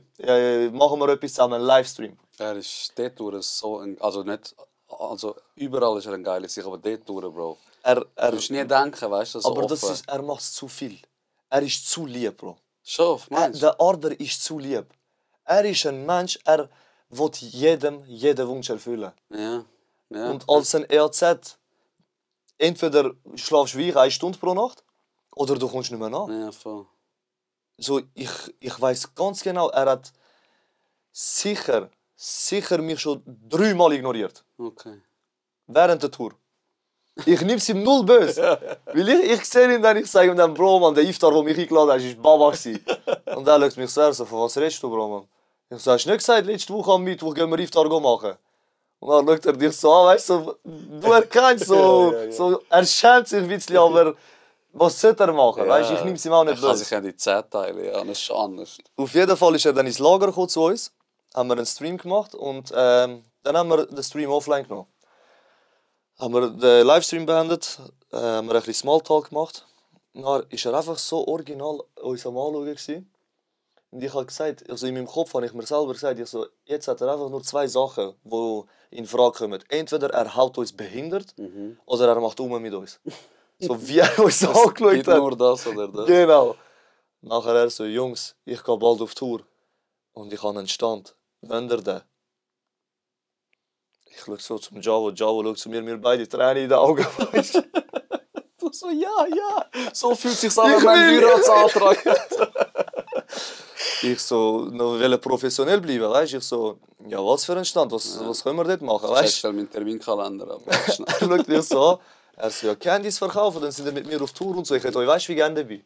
Geil, Und dort shit. habe ich gemerkt, ihm geht es nicht darum, damit wir Cash machen dort. Ihm geht es darum, erstens, damit wir mit ihm sind Und zweitens, damit er kann zeigen, ey, die sind von mir. Ich bin gut mit ihnen, ich supporte die, verstehst du? Er hat mir einfach original einfach gesagt, der Pulli, den ich hier anhabe, von Gold to Grind, ist sein Lieblingspulli. Ja. Ich sag dir, ich habe so viel Zeit in das investiert. Ich bin 4 Monate an dem, neben dem Candy Shop dran mit dem Javo. Riesen Kompliment gewesen. Und so etwas hören von so jemandem, Erfolgreich ist, ja. wo ich seit der Kindheit wirklich verfolge. Das noch dazu. Das ist das beste Gefühl, das ich haben kann, weißt du? Bro, glaube ich dir. Und ich schätze das auch extrem. Und Mega. er weiß auch ganz genau, er kann jederzeit bei mir rufen, wenn es muss sein. Ich renne. Genau wie für alle anderen. Der Hautbarber zum Beispiel von Wetzikon. Weißt du, wie haben ich und er uns kennengelernt? Ich habe mich mit meinem alten Coiffeur verstritten. Und ich war frisch wieder in Wetzikon. Ich war in Wetzikon mit den Eltern, bin weg, wo ich geheiratet habe, und bin jetzt wieder zurück auf Wetzikon. Weißt du? So, ich fühle mich einfach nirgends daheimmäßig. Und dann habe ich einen neuen Coiffeur gebraucht. Und ich habe den Hautbarber kennt von meinen Cousins von Wetzikon, von Insta-Stories und so. Und der hat frisch einen Laden aufgemacht. Ich hocke auf den Stuhl. Der Hautbarber, der Schein, schneidet meine Haare. Und wir schauen uns original so im Spiegel an. Er erkennt mich, ich erkenne ihn mäßig. Er so, gell, du bist das jetzt. Ja. Gell, du bist es auch. Und so haben wir uns halt kennengelernt. Und auch für ihn. Ich mache alles für die Leute. Geil. Weil, wenn du die Leute jede Woche siehst, regelmäßig, und du kennst auch mal, also du lernst auch mal private Sachen von ihnen kennen. Es baut sich etwas auf. Sowieso, Bro, sowieso. Das Härteste ist mit dem Kameramann. Der Aiwaschot, der ist der Kameramann jetzt auf der Tour vom EAZ. Ich sag dir, ich kann nicht mehr schlafen, ohne mit ihm telefonieren. Ja, was? Es tönt hart gay, aber es ist einfach so. Nein, sicher, ist dir das Herz gewachsen, ja. Also extrem. Und du bist, hast ja vorher gesagt, du bist ein emotionaler Mensch. Sehr, sehr. Also ich telefoniere manchmal mit ihm so bis 3 Uhr am Morgen. Wir gehen wie die vercrackten Spasten arbeiten am nächsten Tag um 5 Uhr. Aber wir verbringen so unseren Alltag zusammen, weißt du? Nice. Machen nebenbei noch unsere Sachen zusammen. Und das Beste, was mir passiert ist, ist, dass sich Freundschaften daraus entwickelt haben aus Ja. dem Business. Das ist krank. Aber ich kann dir auch ein Lied singen. Ich habe auch mega viele Leute, wo ich jetzt mega close bin. Und es ist schon mega schön, wenn du zuerst die Arbeit kennst und dann den Menschen kennenlernst und dann noch mehr die Arbeit verstehst, die sie machen. Der Arbeit ist auch zu mir gekommen. Er hat mich gesehen auf einem Konzert. Wir sind auf einem Konzert gewesen, keine Ahnung. Dann hat er mich gesehen, also, gell, du bist von jetzt mit mir und so. Also, ja, also, wenn latsch mich mal ein, ich will reden und so. Und alle denken so, vielleicht ich bin in seinen DMs ihn kaputt stören, weißt du? Ja. Und ich meine, ich höre ihn ab und zu noch Story schreiben, Story schreiben. So ein liebes Sieg, so ein geiles Sieg. Alle anderen auch, Loco, Drini, der Hero. Krank gute Leute. Also, die sind noch enger. Also, vor allem der Loco, ich bin jetzt bei seiner Tochter der Geburtstag gewesen. Jetzt gerade? Nein, jetzt gerade hat sie Geburtstag gehabt. Krass. Also, auch unsere Frauen verstehen sich mega gut. Es hat sich so eine mega schöne Freundschaft daraus entwickelt. Und es ist schon krass, wenn du zuerst nur die Musik gehört hast und jetzt ist es wie so ein Kollege, weißt du? Ja. Das ist schon heavy. Ich realisiere es zum Beispiel nicht. Ja. Ich habe all die du jetzt aufgezählt hast, Loco, Drini, Hero, wer habe ich noch kennengelernt? Livin war auch da. Den Das kennst du sagt nicht. mir gerade nicht. Die darf man andere Podcasts erwähnen? Ja, sicher. Kurz und bündig. Aha, Der Yoldash und Zero. aha. Die habe ich auch alle im Kaufleute gesehen, zum ersten Mal so persönlich, Also, weißt? wo Konzert warst? Ja, die sind im Backstage gewesen, weißt? Okay. Und ich sag dir, ich hätte nicht gedacht, dass die Leute mich erkennen. Ja, eben, du bist auf jeder For You-Page. Ich realisiere es eben nicht. Ja. Ich sehe nur Bestellungen, muss raus. Ja. Ich sehe nur die Arbeit, weißt du? Ja, das Und dort mit dem Drini, der wird sich sicher daran erinnern. Er schaut mich so an. Er so, geh mal weg von meinem Handy, Alter. Geh mal raus aus meinem Handy, Kollege. Er so, Bruder, ich sage jedes Mal, das mal bestelle ich, aber dann sage ich innerlich, nein, ich bin kein Fette und so, ich bestelle nicht und so. Er so, aber irgendwann, ich lade dich ins Studio ein und so. Ah, ist geil, Bro. Studio-Session bei Sektion Zürich. Anscheinend geht es dir da. Ja, kaputt. Also brutal. Brutal, wirklich. Ich freue mich. Wirklich Ich freue mich. Das Ähm, wird lustig. Nein, das macht einen stolz, Mann. Sicher. Das trägt langsam Früchte, die Arbeit, die du machst. Ich bin Genau. letztens auch, Bro, in Kloten, in der Badi, mit meiner Nichte dort, mit ihr am Baden. Verfettet hocke ich dort, isst irgendetwas. Sehe ich so einen älteren, so einen 45-Jährigen. Also jetzt redet mir, gell? Also mega geiler Podcast, mega schön, was du da machst und so. Geil. Und das ist so schön. Ein paar Leute trauen sich vielleicht nicht, dich anzusprechen oder so. Aber es ist etwas mega Schönes, wenn du erkannt wirst und Leute das schätzen, was du machst. Weißt? Es ist das grösste Kompliment, das du eigentlich jemand machen kann. Was soll ich sagen, wo in der Migros schafft? Kommen wir Jetzt nicht mehr. Jetzt wissen sie, okay, Ist gut, lass den der mal schaffen. Behinderte von TikTok schafft da, weißt Ja. Aber am Anfang war es extrem. Schon. Die sind 20. auf mich losgerannt. Du kannst dir vorstellen, was für Gespräche ich mit meinem Chef hatte, weißt Ja, glaube ich dir. Candyman. Keine Frage, aber cringe ist der vor dem Handy sitzt und über die redet, die machen. Meld dich bei mir, der das geschrieben hat. Der bekommt eine Mystery Box für das. Habibi, Persönlich von mir. Erik, Brüder. Geil. Über das müssen wir gar nicht reden. Ja. Er hat gesagt, was muss gesagt Geil, werden. fertig. Mit wie viel Startkapital haben ihr angefangen? Lass mich raten, wenn du eine GmbH hast, 20'000. Ich frage dich das mal, was denkst Hä? du? Was denkst du, mit wie viel haben wir angefangen? Ja, du hast mit einem Minus angefangen, aber zum GmbH aufmachen musst du ja... Was war das erste Geld, das wir in die Hand genommen haben für das? Was denkst Keine Ahnung, Brüder, ich weiß nicht, hast du etwas verkauft? Hast du das Auto verkauft oder so? du? Sagen wir so einen Wert. So viel Franken, sagen wir das. 6'000. 400 Franken. Startkapital 400 Franken. 200 pro Kopf. Das sind meine letzten 200 Stutz von mir und meiner Frau in diesem Monat. Was? Und für was ist es draufgegangen? Soll ich dir sagen, für was es gegangen ist? Ja. Für genau die Snacks, die ich heute verkaufe, beim Türk in Konstanz. Die sind über die Grenze. Alle Orient kennt sicher der ein oder andere von euch da draußen. Gehe ich auch oft einkaufen. Der hat halt ihre Ramennudeln gehabt, die Takis. Okay. Kinder Schokobons hat es, glaube ich, auch schon gehabt dort. Wir sind dort rein, von dem zwei. Abzahlt an der Kasse, wieder über die Grenze. Irgendwelche billige Fotos gemacht mit dem Handy, aufgeladen im Shopify. 150 Stutz die Windgebühren gezahlt. Boah. Das musst du im Jahr immer zahlen und das tut weh am Anfang. Ja, weißt? ja, sicher, vor allem wenn du nur 4 Lappen hast. Und dann einfach Shopify-Gebühren, die Gebühren, das. 400 Franken war es. Krass. Da seht ihr, es braucht nicht viel. Es braucht euch als euer grösstes Supporter, sonst klappt sonst könnt ihr einfach liegen lassen. Lasst liegen, was ihr alles angefangen habt. Es braucht Durchhaltevermögen. Ja. Egal in welchem Business. Bro, konsequent, kontinuierlich etwas machen, ist von jedem berühmten Mann, fast von jedem, der Schlüssel. Schau Cristiano Ronaldo. Denkst du, der hat einfach mit seinem Talent ist er da, wo er da ist? Niemals. Der ist ein Paradebeispiel für mich von mach. Wenn du gut bist, wird besser. Wenn du besser bist, wird noch besser. So, und ich sage jetzt mal, no front, bei kleinen Candy Shops fängt es an und es hört bei riesen Weltstars nicht auf, weißt du, wie ich meine? Ja, das das ist ist so. der Schlüssel für alles. Es ist so. Jeder fängt mal ein bisschen an.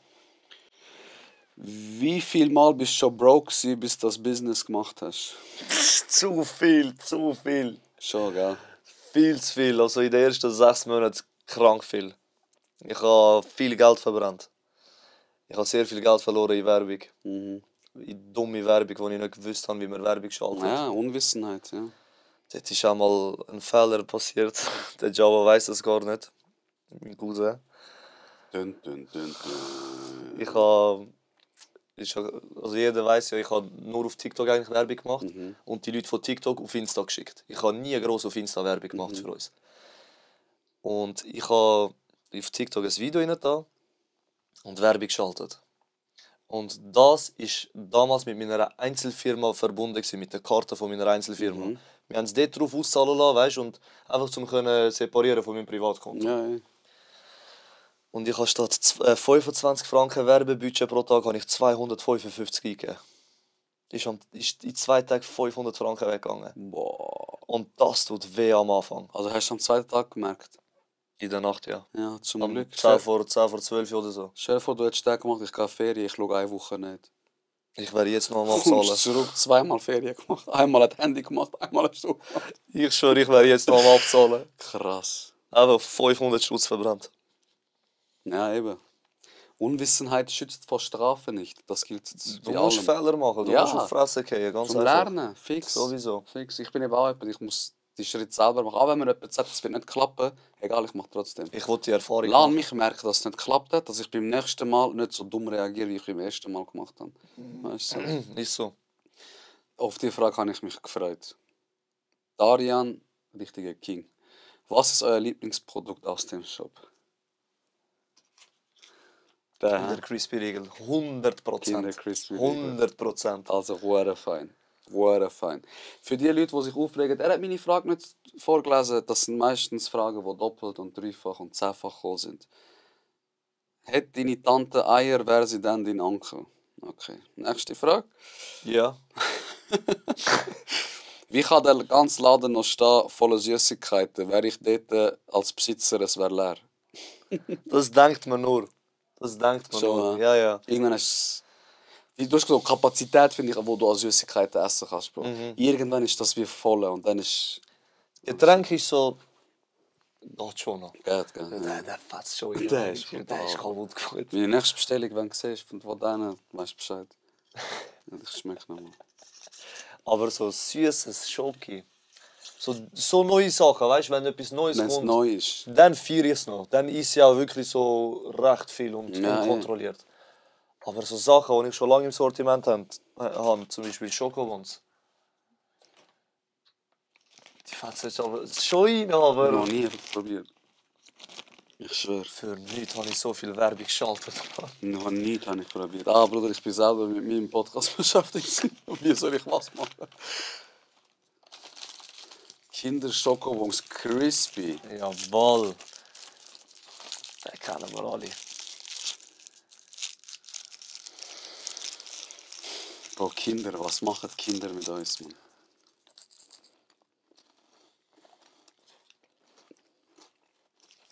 Boah. Hat nichts mit einem Schokobon zu tun. Nichts. Boah. Kennst du Kinderjoy? Glaub nicht. Das Ei, das du kannst auslöffeln. Ah, ja. Das ist wie der Ball da Ja, drin. genau.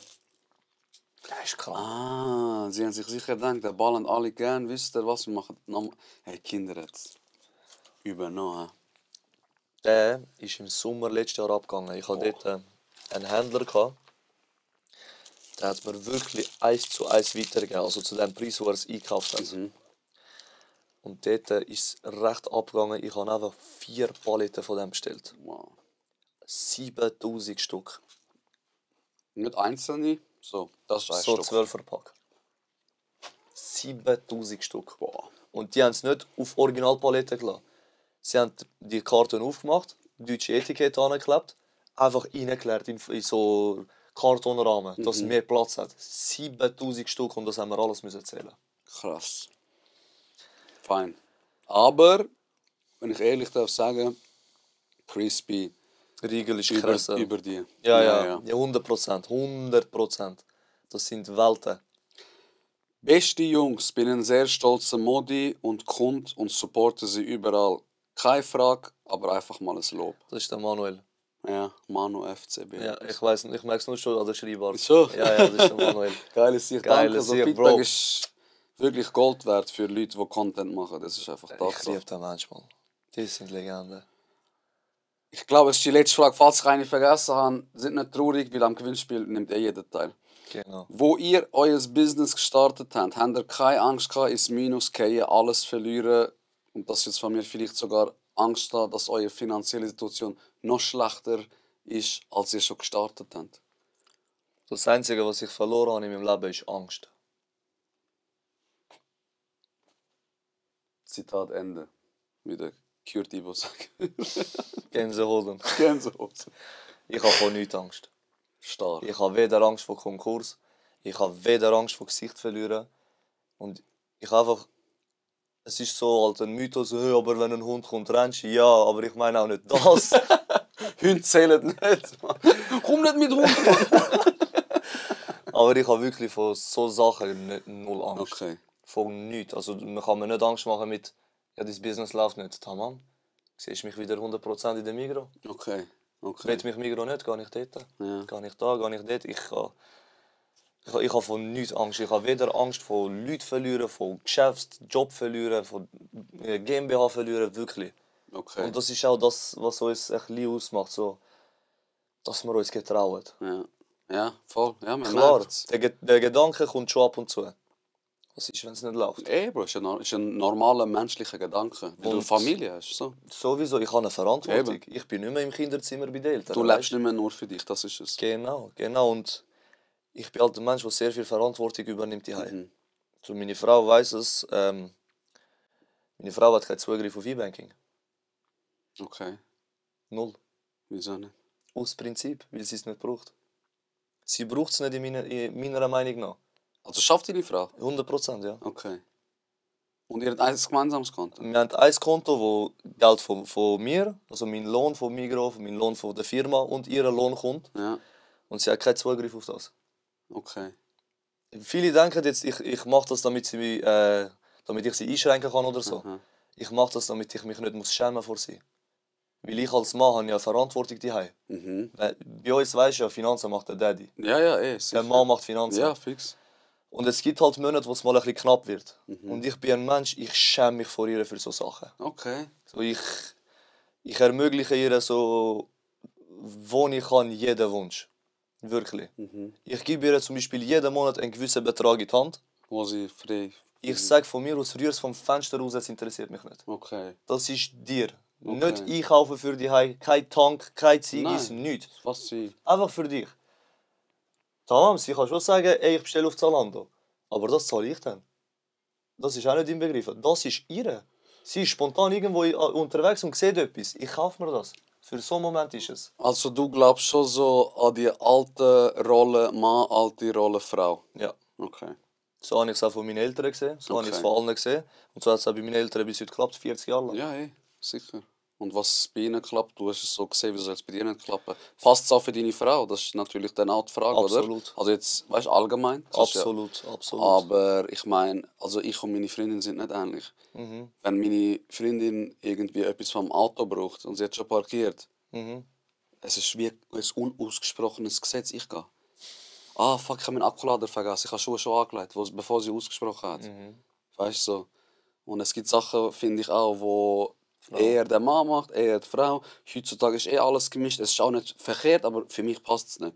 So, macht ihr, wie ihr wollt, lernt mich, wie ich will, oder? Bei euch klappt es ja. Eben, ja. Und Ganz darum, einfach. eben, so. Und das haben wir das Gleiche wie mit der Religion. Wenn es für mich klappt, wer bist du? Jetzt Ja. kommt einer und sagt, oh mein Gott, er unterdrückt seine Frau. Kollege, lebst du diese Beziehung? Bist du da drinnen? Wer bist du, dass du irgendetwas sagst? Also meine Leute in meinem Umfeld sagen mir immer, weißt du was? Die Single sind, sagen, ich will keine Beziehung, solange sie nicht so ist wie euch. Ja, eben, siehst Weil die wissen, die Leute, die mich privat kennen, sie wissen, meiner Frau fehlt es auch nicht. du. Ja, Ihr fehlt nur etwas und das bin ich. voll. Klar, es tut mir auch weh. Es tut mir weh, meine Familie nicht zu sehen. Ja, Es tut mir kaputt weh und das in den ersten Jahren von der Ehe, weißt du? ja, Aber ich mache es ja nicht für nichts. eben, ja. Ich mache es ja auch, damit sie irgendwann davon irgendetwas sieht, irgendwelche Früchte erntet. Bro, wirklich richtige Machermentalität. Verstehst Ich schwör. du? So würde ich das für mich machen. Du bist ja jetzt limitiert in einer Zeit, damit du für die Zukunft, für die restliche Zeit, die du haben wirst, eben dann mehr verfügbar bist. Genau. So, lieber beiß ich mal ein bisschen durch, gehe ein bisschen unten durch, dafür komme ich an einen Punkt, wo ich sorgenfrei bin. So. Wenn es nicht klappt, ich kann mein Bestes geben. Genau. Weißt du, was das Schlimmste für mich ist, Brüder? Im Bett liegen, in deinem Sterbebett liegen und sagen, ich habe eine Idee gehabt. Scheiße, Mann, nie ab man mehr. Wieso habe ich nicht gemacht, Mann? Was wäre, wenn ich es probiert genau, hätte? Kesh Gesis Hayat, das will ich. Es Leben ohne, ach hätte ich doch. Du hast die Möglichkeit, mach. Real nicht, mach einfach. Das checken eben die meisten Leute nicht. Ja. Ich schaffe jetzt 200%, damit sie irgendwann nicht mehr arbeiten müssen. Ja, genau. Und ich werde weitermachen. Solange ich ihr nicht sagen kann, schau, geh runter mit deinem Pensum, bin ich nicht zufrieden. Also dein Ziel ist, dass deine Frau nicht schaffen muss. Ich kreiere einfach eine Geschichte und du sagst mir bestimmt, dass deine Frau nicht schaffen muss, dass sie daheim, wenn er ein Kind hat, auf Kind schauen kann, auf dich schauen kann und du bringst das Geld her, dass die Familie leben kann. Mein Ziel ist, dass die ganze Familie so ist. Okay. So wirklich meine Leute, meine Eltern, meine Frau und auch am Javo seine. Weißt du? Es ist ein langer Weg. Ja, So, sicher. Von nichts kommt nicht, aber... es wird nicht einfach. Aber ich jage das. Okay. Ich jage das, weißt du? Ja. Weil ich will nicht, dass meine Familie bis 65 schafft. Ja. Klar, das ist so der 0815 aber ich will schnell reich werden. Ich will nicht schnell reich werden. Ich will einfach genug haben, Genau, Step by Step. damit ich der bin, der für die Leute sorgt. Ja. Ich will der sein, der sagt, ey, Mami, Papi, geh nicht mehr arbeiten. Ja, voll. Es langt langsam. Ja, voll. Ihr habt euch schon 40 Jahre den Arsch aufgerissen, jetzt sind wir dran. Jetzt bin ich dran. Genau. Bro. Aber meine Frau, wenn Kinder da sind, was willst du 100% arbeiten? Ja, schon. Weißt Das ist irgendein Fremde, auf unser Kind schaut. Wo ihr genau gleich viel zahlt, als du arbeiten gehen. Eben. Also, du? Genau das bin ich am Jagen. Und ich auch, Bro. Ich auch. Mein Traum ist das auch. ich sage, Mein Traum. irgendwann zahlt sich alles aus und wenn nicht, dann habe ich wenigstens mein Bestes gegeben. Ja, voll. Ja, eben. Du kannst nicht sagen, auf dem Sterbebett, ich habe es nicht probiert. Oh, ich hätte fast einen Candy Shop aufgemacht. Oh, weißt du, wo wir fast das gemacht haben, mach, Alter. Mach. Unser Leben ist so limitiert. Und ich sage das wirklich auch den Jüngeren, wenn du 21, 22 bist, du denkst, du wirst nicht alt. Du denkst so, also, die 30-Jährige, ich werde mit 22 so sein. Es ist ein Wimpernschlag entfernt und auf einmal bist du 32. Schaust und denkst, was habe ich erreicht? Was habe ich erreichen? Wo ist mein Soll-Leben? Wo ist mein Ist-Leben? Kann ich das aufeinander tun und es hat Gemeinsamkeiten oder hat es nicht? Und der Einzige, der schuld ist, bist immer du. Jeder hat Scheiß erlebt. Der Nadir war letztes Mal da, er hat erzählt, der willst du mein Vierteljahr ganz Ja. Dings, Leben schlecht ist das. Was soll er sagen? Er war auch viel so im Knast und so. Gewesen, Oh, glaub ich. aber ich habe ihn fast im Knast kennengelernt. Nein. Die Leute denken, das ist eine TikTok-Freundschaft oder so. Ich habe ihn im Knast kennengelernt. Er ist vor meiner Tür gestanden. Ich habe den medizinischen Dienst geleitet und er hat irgendetwas gebraucht. Und dann hat er mir gesagt, merkt ihr meine Worte? Ich werde rausgehen, ich werde jeden Tag live gehen. Ich werde den TikToker mit einer der meisten live haben. Und du musst nur einmal sagen, ich komme sofort zu dir und mache den Erfolg. Und genau so, man kann über den Nadir, ist vielleicht auch ein kontroverses Thema. Aber er hat mir ein Wort gegeben, er hat das eingehalten. So, Geiles sich. so, So über ihn kann jeder halten, was er will, so mäßig, weißt du. ja, sicher. Ich verfolge ihn auch ehrlich gesagt nicht. Ja, Ich sehe ihn schon so ab und zu bei den Lives und so, weißt du. Aber es ist nie jetzt vorgekommen, dass ich mal so wirklich zugelassen habe, was er sagt. Ja.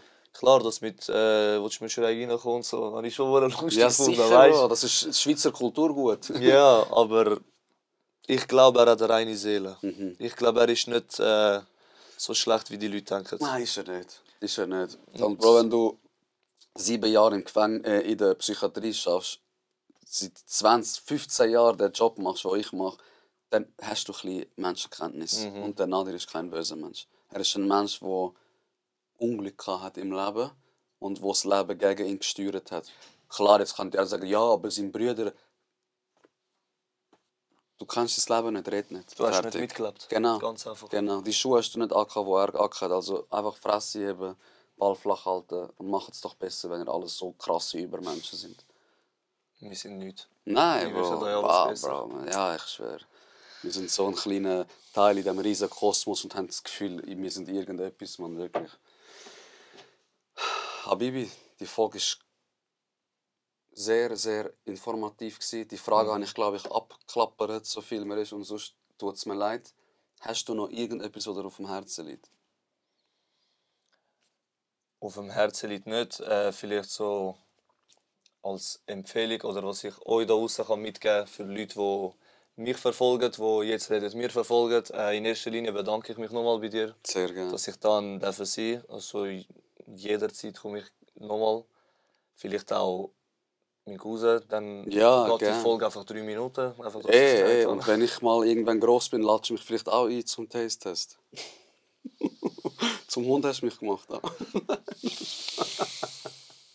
Tamam, du kommst. Einmal ein Wort. Nein, Bro, Einmal das ein ist Wort. Weil ich gesagt habe, nein, ist schon gut. Jetzt sollen von dir selber kommen. Kennst du Frauen? Kennst du Frauen? Muss ich dir alles sagen? Wieso erwähnst du dann, wenn du nicht willst? Was ich euch auf jeden Fall mitgeben kann, egal ob ihr Business macht, egal ob ihr ein Ziel habt, egal was ihr in eurem Leben macht, glaubt an euch. Glaubt an euch, zieht durch, hört nicht auf die Leute, die euch nicht gönnen. Es haben mich so viele Leute ausgelacht, die jetzt zu meinen Stammkunden geworden sind. Zitat Ende. Und wenn so ein dummer Kenneck wie ich es geschafft hat, irgendetwas aus dem Boden stampfen mit Süßigkeiten, es ist Schoki. Es ist Schoki. Ja, eben, ja. Verstehst du? Ja, Wenn eben. ich es geschafft habe, ich habe nicht einen höheren Abschluss, ich habe eine EBA-Lehre gemacht für den Detailhandel, habe mich aufgearbeitet, habe einen Detailhandelspezialist jetzt, den ich fast abschließe, habe meine eigene GmbH, wo Gott sei Dank Zahlen macht, wo meine Treuhand in 20 Jahren nicht gesehen hat von einer neuen Firma. Schön, Bro. Sehr schön, wirklich. Und darum sage ich euch einfach, zieht durch, glaubt an euch, weil die euch lieben, glauben sowieso an euch. Fix. Es ist nur eine Frage von der Umsetzung von euch. Durchhaltevermögen ist A und O. Auch wenn es im ersten Jahr nicht klappt, auch wenn es in den ersten 10 Jahren nicht klappt. Schaut, wie lange es bei mir AZ gegangen ist. Ja, 16, 17 Jahre. Ja, Bro. Loco drin, bis will noch mehr rausgekommen ist. Die haben, weißt du, wie viele Lieder gemacht, wie viel Scheiße durchgemacht haben. Hört Deep Talk Folk mit dem EAZ, mit dem Loco, Leute, die ihr vielleicht aufschaut und schaut mal, was die für Scheiße gefressen haben im Leben, um heute da sein, wo sie sind. Keinem wird es in den Schoss gehen. Nicht jeder ist von Geburt aus Sohn und kann leben, wie er will, weil sein Vater stinkreich ist, oder? Darum, wie der NBA gesagt hat, machen, durchbeissen und an euren Traum glauben. Schau mal, wenn du nicht mal an deinen Traum glaubst, wie willst du andere verantwortlich machen, dass sie nicht glauben? Also, von was reden wir? Jetzt reden wir. Bevor wir es vergessen, Gewinnspiel. Brüder, ich habe eigentlich, wir haben eigentlich vorher besprochen, wir haben gesagt, es wäre eigentlich geil gewesen, die spannendste Frage, das widmen. Aber ich habe vorher in der Story geschaut und ich habe gesagt, ich tue jeden Namen rein, es ist egal welche Frage und einfach, dass ich ein Mann, ein Wort da bin. Eine Frau, ein Wörterbuch. Du kannst da einfach einen ziehen. Aber, das ist noch nicht fertig. Wir kontrollieren natürlich, ob ihr uns folgt. Wenn nicht, bam, nächster Name, kenne ich kein Pardon.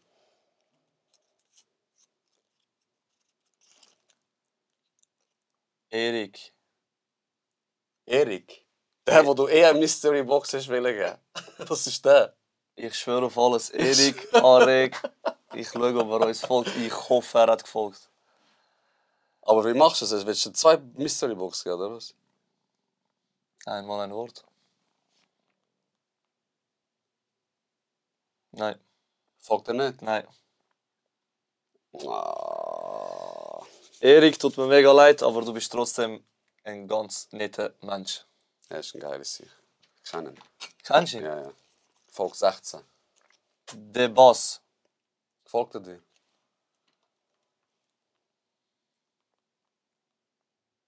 Nein. Nicht?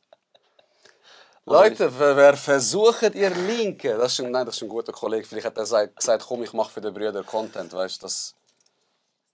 Bro, jetzt schaust du, alle 30 haben wir gemacht, keiner folgt uns. 94.AADDII. Bro, glaubst du mir, der folgt kaputt. Der folgt kaputt. Ja. Schau, Brüder, du bist der Einzige oder Schwester, wo mir geschrieben hat, bitte nimm mich. Was habe ich dir gesagt? Ich drücke für alle Däume, jeder hat die gleiche Chance, aber dir drücke ich, hey, da kommt 2-mal Däume. Er hat mir geschrieben. Da haben wir es auf Beweis. Es tut mir leid für die anderen, ja, aber... Er hat mir auch geschrieben, hoffe ich gewinne. Wenn wir warten, bis er Volk sieht. Ja, fix. Oder? Ja. Fix. Nein, wir warten, bis er Volk sieht. Hey, danke vielmals fürs Mitmachen. Wenn ihr Süßigkeiten wollt, die ihr sonst nirgends findet, wirklich geht zu Süß- und Sauershop.